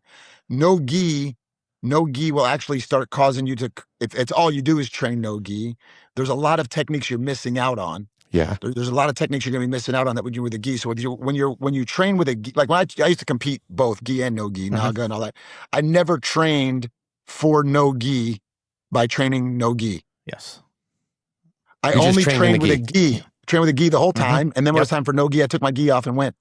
Yes. You know, because it makes you understand. To me, it just makes you understand the body pressure and all. And you, I think you get a little sloppier doing no gi only. And then when you go put a gi on, you can't make the transition very well. It's like you have a noose on your neck right away, right? Yes. So it's hard to go back and forth. But if I go gi, I can go either one. Yes.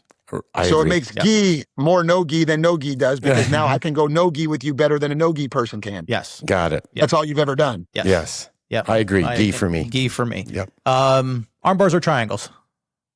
Triangles. Triangles. Yeah, me too. You want to know why? You guys are built for triangles. I'm 5'4". I have a hard So why? time. Well, really, it's only because, to give you an example, one of the fights I was in for my life, Yes, I know this story. right? Yeah.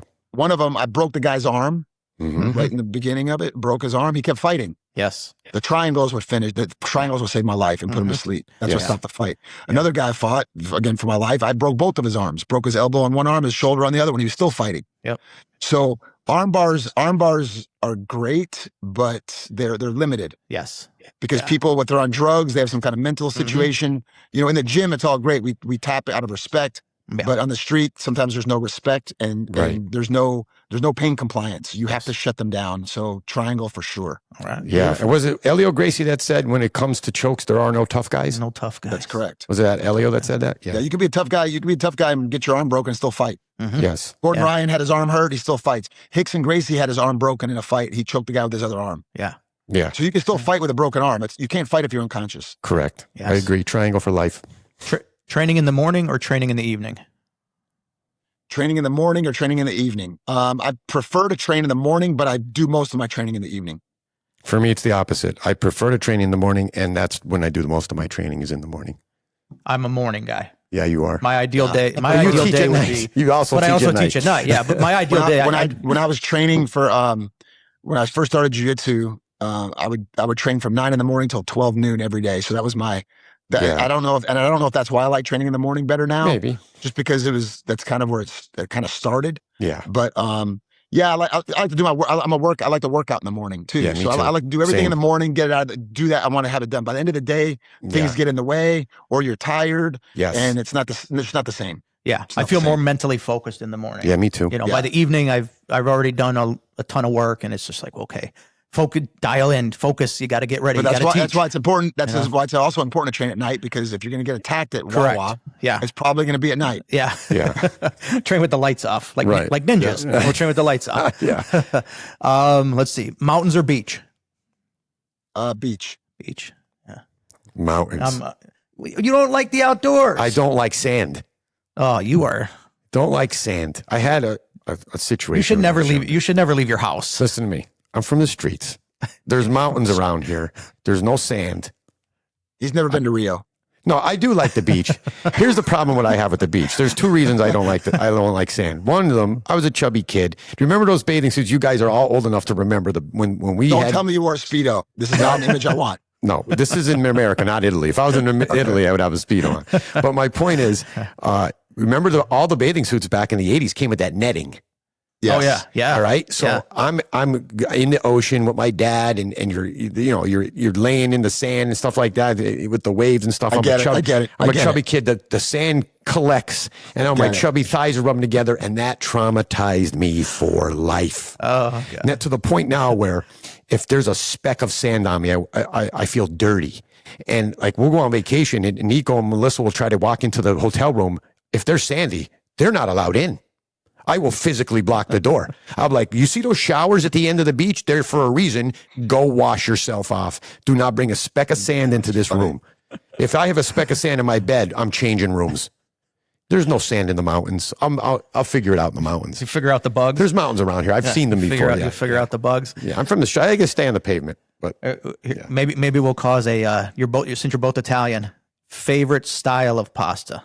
oh, I know this. Maybe we can have an argument over this. Favorite style of pasta. style of pasta. Yes. I'm on a gut. Like the shells. Okay. I like rigatoni because the ridges hold my mother's sauce the best. That was, I was going to say ziti. We're the same person. I was going to say ziti, but the shells for sure too on that, because you could stuff it with so many good things. So yeah, I was just telling you, I was on the search for manicotti the other day. Yes. Remember I told you that? Let me tell you something. I would love to get you two. It's going to happen. I mean, we're just going to make it happen. I'd love to get you two together for jiu-jitsu reasons, but both because you both can cook like nobody's business. Do you like chefing? You like being in the kitchen? I'll show you videos. Gosh, yeah. Oh yeah, we'll get along fine. Yeah, we'll get along fine. He could cook, and the equipment at his house. He's got the smoker with the other smoker, and then it's crazy. And you're constantly cooking. Big green egg is what I'm all about. Yeah. I really got into cooking when COVID hit, and we were kind of all on lockdown, and I just started studying.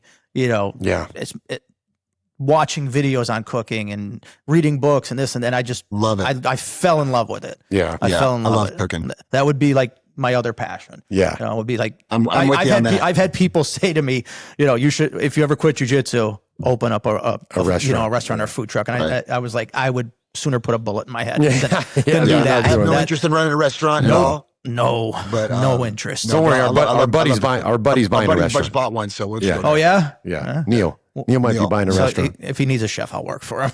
There you go. We can make that happen. Just don't armbar him again. All right, what else you got? What a trend in jiu-jitsu you wish would disappear? That's a good one. The word "us." Oh my God, that is a good one. That's a good one. I never did it. I never said it. Can't stand it. I can't stand it. I hate it. It was big. It was big back in the day. It was big. Everybody was saying. On certain forums. I haven't heard it in a very long time. Nobody at our school really does it. No. Kevin was a big one. No. It's not in our school at all. It's not in our school. Nobody even knows what it is in our school. Yeah, nobody knows. No. As soon as somebody, if somebody says it, we had a student who came in for a little bit that was saying it. And I was like, you got to stop. I just told him, you got to stop.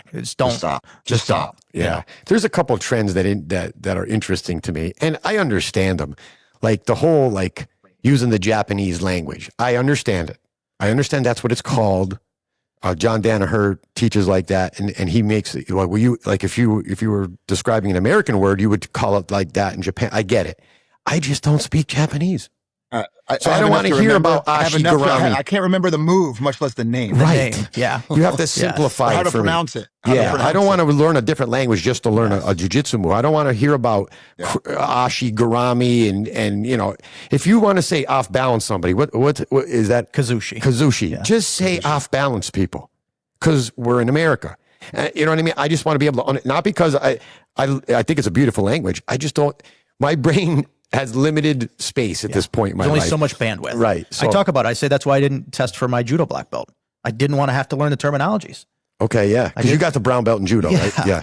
Yeah, and I was invited to test several times. I'm like, I'm just not doing it. I'm not learning it. I can't. Is that a requirement? Yes. Oh, okay. Yes. It's testing in Japanese and everything's, negative. I just was not, no way. I understand it. I understand it, but I just think it's simpler to learn and to teach if we just use plain talk. It's just like when in police work where we had the 10 codes, and then the 10 codes went away because it was just plain talk on the radio.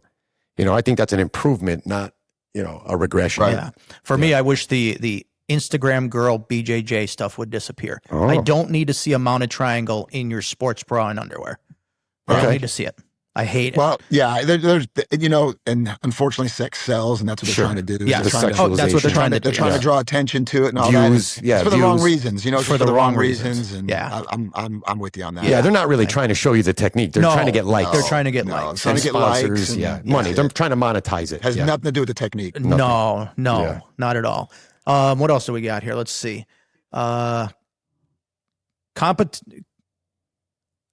What gives you greater pleasure, competing or teaching? Oh, it's teaching, 100%. Yeah, teaching. Yeah, same here, 100%. teaching.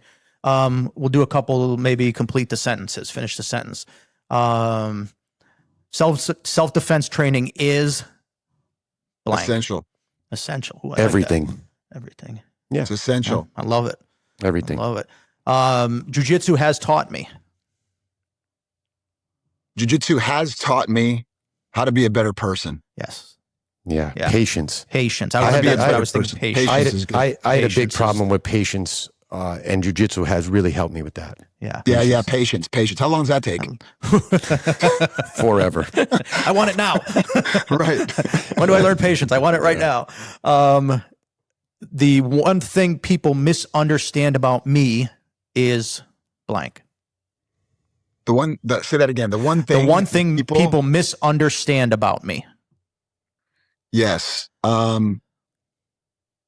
That's a good question. That's a tough one, right? I'm thinking about it as we're sitting here. Yeah. That's a tough one. The one thing people misunderstand about me, I guess, is that kind of, we've already talked about it. The thing they misunderstand about me is that they don't realize how much I've had to work to get where I am and what I have. Yeah. They just see the final result. They think you're an overnight success. Yes. Yeah. Whether it's my ability, whether it's my financial situation, whatever it is, they have no idea what I've been through to get to where I am. So that's what they misunderstand, is they think I've always been like this, or it was handed to me or whatever, and it's not it. Yeah. Nobody ever knows I don't know how you your just whole fill in the story. blank on that, but I guess that's what it is. No, Nobody ever knows your whole story. You know what I mean? That's the thing. Everybody says, "Oh, look at you, how lucky you got doing that." Oh, look at your retirement gig. How lucky are you? I'm like, yeah, I'm real lucky. Yeah. That Henzo.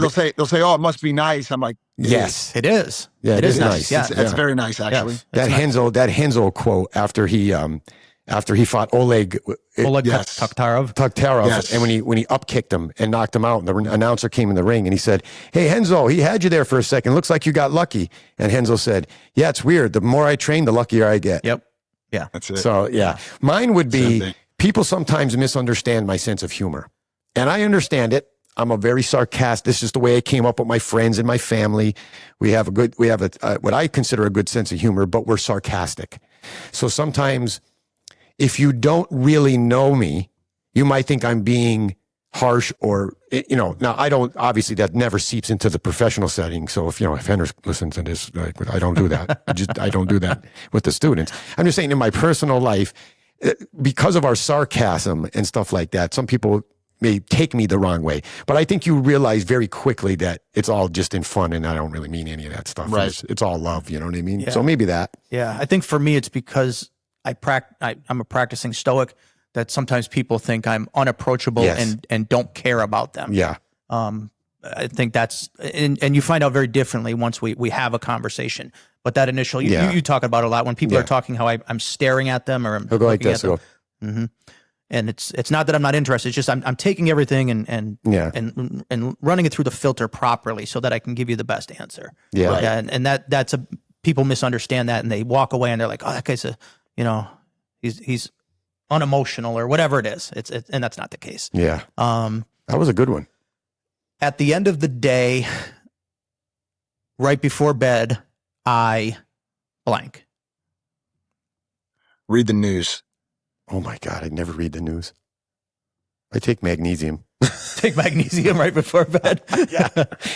At the end of the day, right before.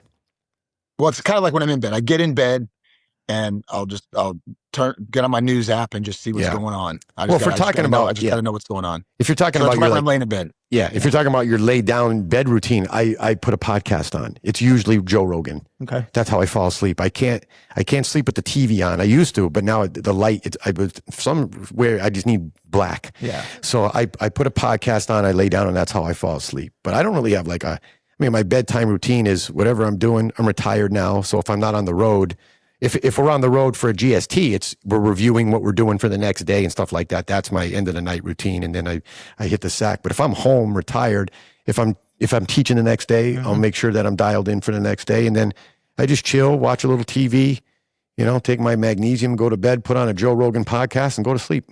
That's it. Yeah. I always put a bottle of water by the bed. That's my just boom, bottle of water right by the bed. Gotta hydrate. And it's nothing exciting, but that's what I do. Yeah, that was a terrible answer, by the way. If I can't put a bottle of water by the bed, I'm That's it. You put a bottle of. That's how about what I do. No music, no TV, no nothing. Whatever's on the TV, I could do TV or no TV. You watch whatever. You watch Hoist Gracie videos. Yeah, I watch Hoist Gracie videos. Yeah. I could do TV, no TV, whatever. I don't care. That doesn't bother me. But if I don't have a bottle of water by the bed, I can't sleep. All right. I can't sleep. Do you get up and drink it during the night, or you just want to know that it's there? So this is funny, and this came up with our conversation about Harrison Wolf about sleep versus second sleep, and he was talking about how not everybody, but there's like a certain number of people in the world or population or whatever you want to say that get up in the night and they're up for about 30 minutes.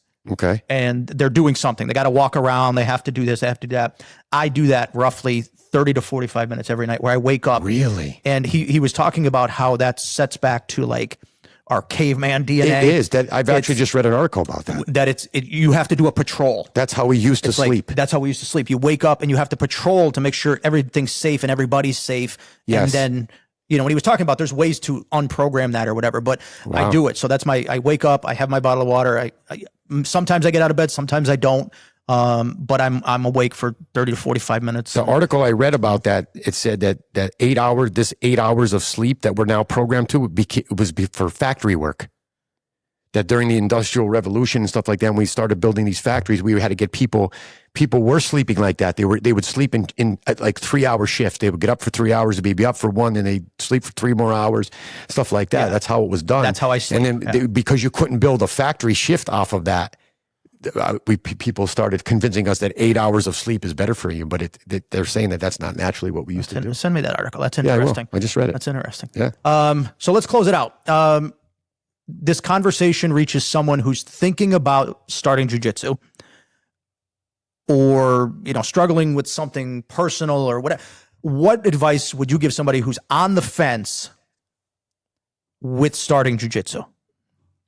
Well, I would tell them, first of all, think about why you want to study jiu-jitsu, right? There's a reason you're even thinking about this. There's a reason you're on the fence about this.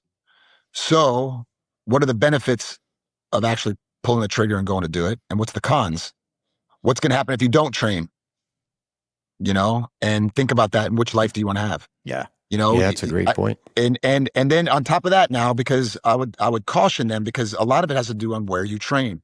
It's very easy to get into a school and have a very negative experience, and you will never, ever understand the benefits of jiu-jitsu because of one bad experience. Yes. So I would highly encourage, if you're on the fence, then you're there. All you got to do is take the step. The hardest day is your first day. Yes. And go do your research, visit several schools. Don't just go to one. Don't just go to the one that's closest to you, right? Because that might not be the best one around. Look at Jane. She travels from Chattanooga to Los Angeles. And trust me, how many schools does she pass to get there? Oh my God. Okay. Many. So anyway, study, do your research, study to some schools, go visit schools, find the atmosphere you like that meets the criteria that you're looking for. That, if you're wanting to learn self-defense and you only have a competition school next to you, it's probably not going to be the best. Right. If you're wanting to train because you want to do submission grappling and you want to get out there and be like Gordon Ryan and all that, then you need to find the gym that cultivates that type of atmosphere. Yes. Visit it. Make sure you find an instructor that you like, because that could be the atmosphere you want, but if the instructor's terrible, you're not going to study. Do your research. It's an investment in yourself. To do it, to make an investment, you've got to do research. You don't just throw money out there. Yes. So that I would definitely recommend. Encourage them to do it. Do your research and go visit. That's awesome. It. Love it. Great answer. Awesome. Allan, thank you so much for taking time out of your day. I know you have a busy schedule, so I appreciate you being here. Appreciate our first meeting. I wish it was in person, but it's going to be in person. It will be. No, it will be for sure. Yeah, we'll make Look some forward time. to it. Yeah, we will. Any final words for your buddy? Yeah, I'll see you. Thank you for everything you've done for me. Thanks for having me on the show. It was great. Yeah, obviously we're going to do a part 2. You have a lot of stories, a lot of history. Yeah. So we'll obviously get you back on again, and I'll see you in a couple of weeks. Sounds good. We look forward to you guys. See you in a couple of weeks. So take care, Allan. Be well. Keep Thanks, training, buddy. Keep training. All right. We'll see you.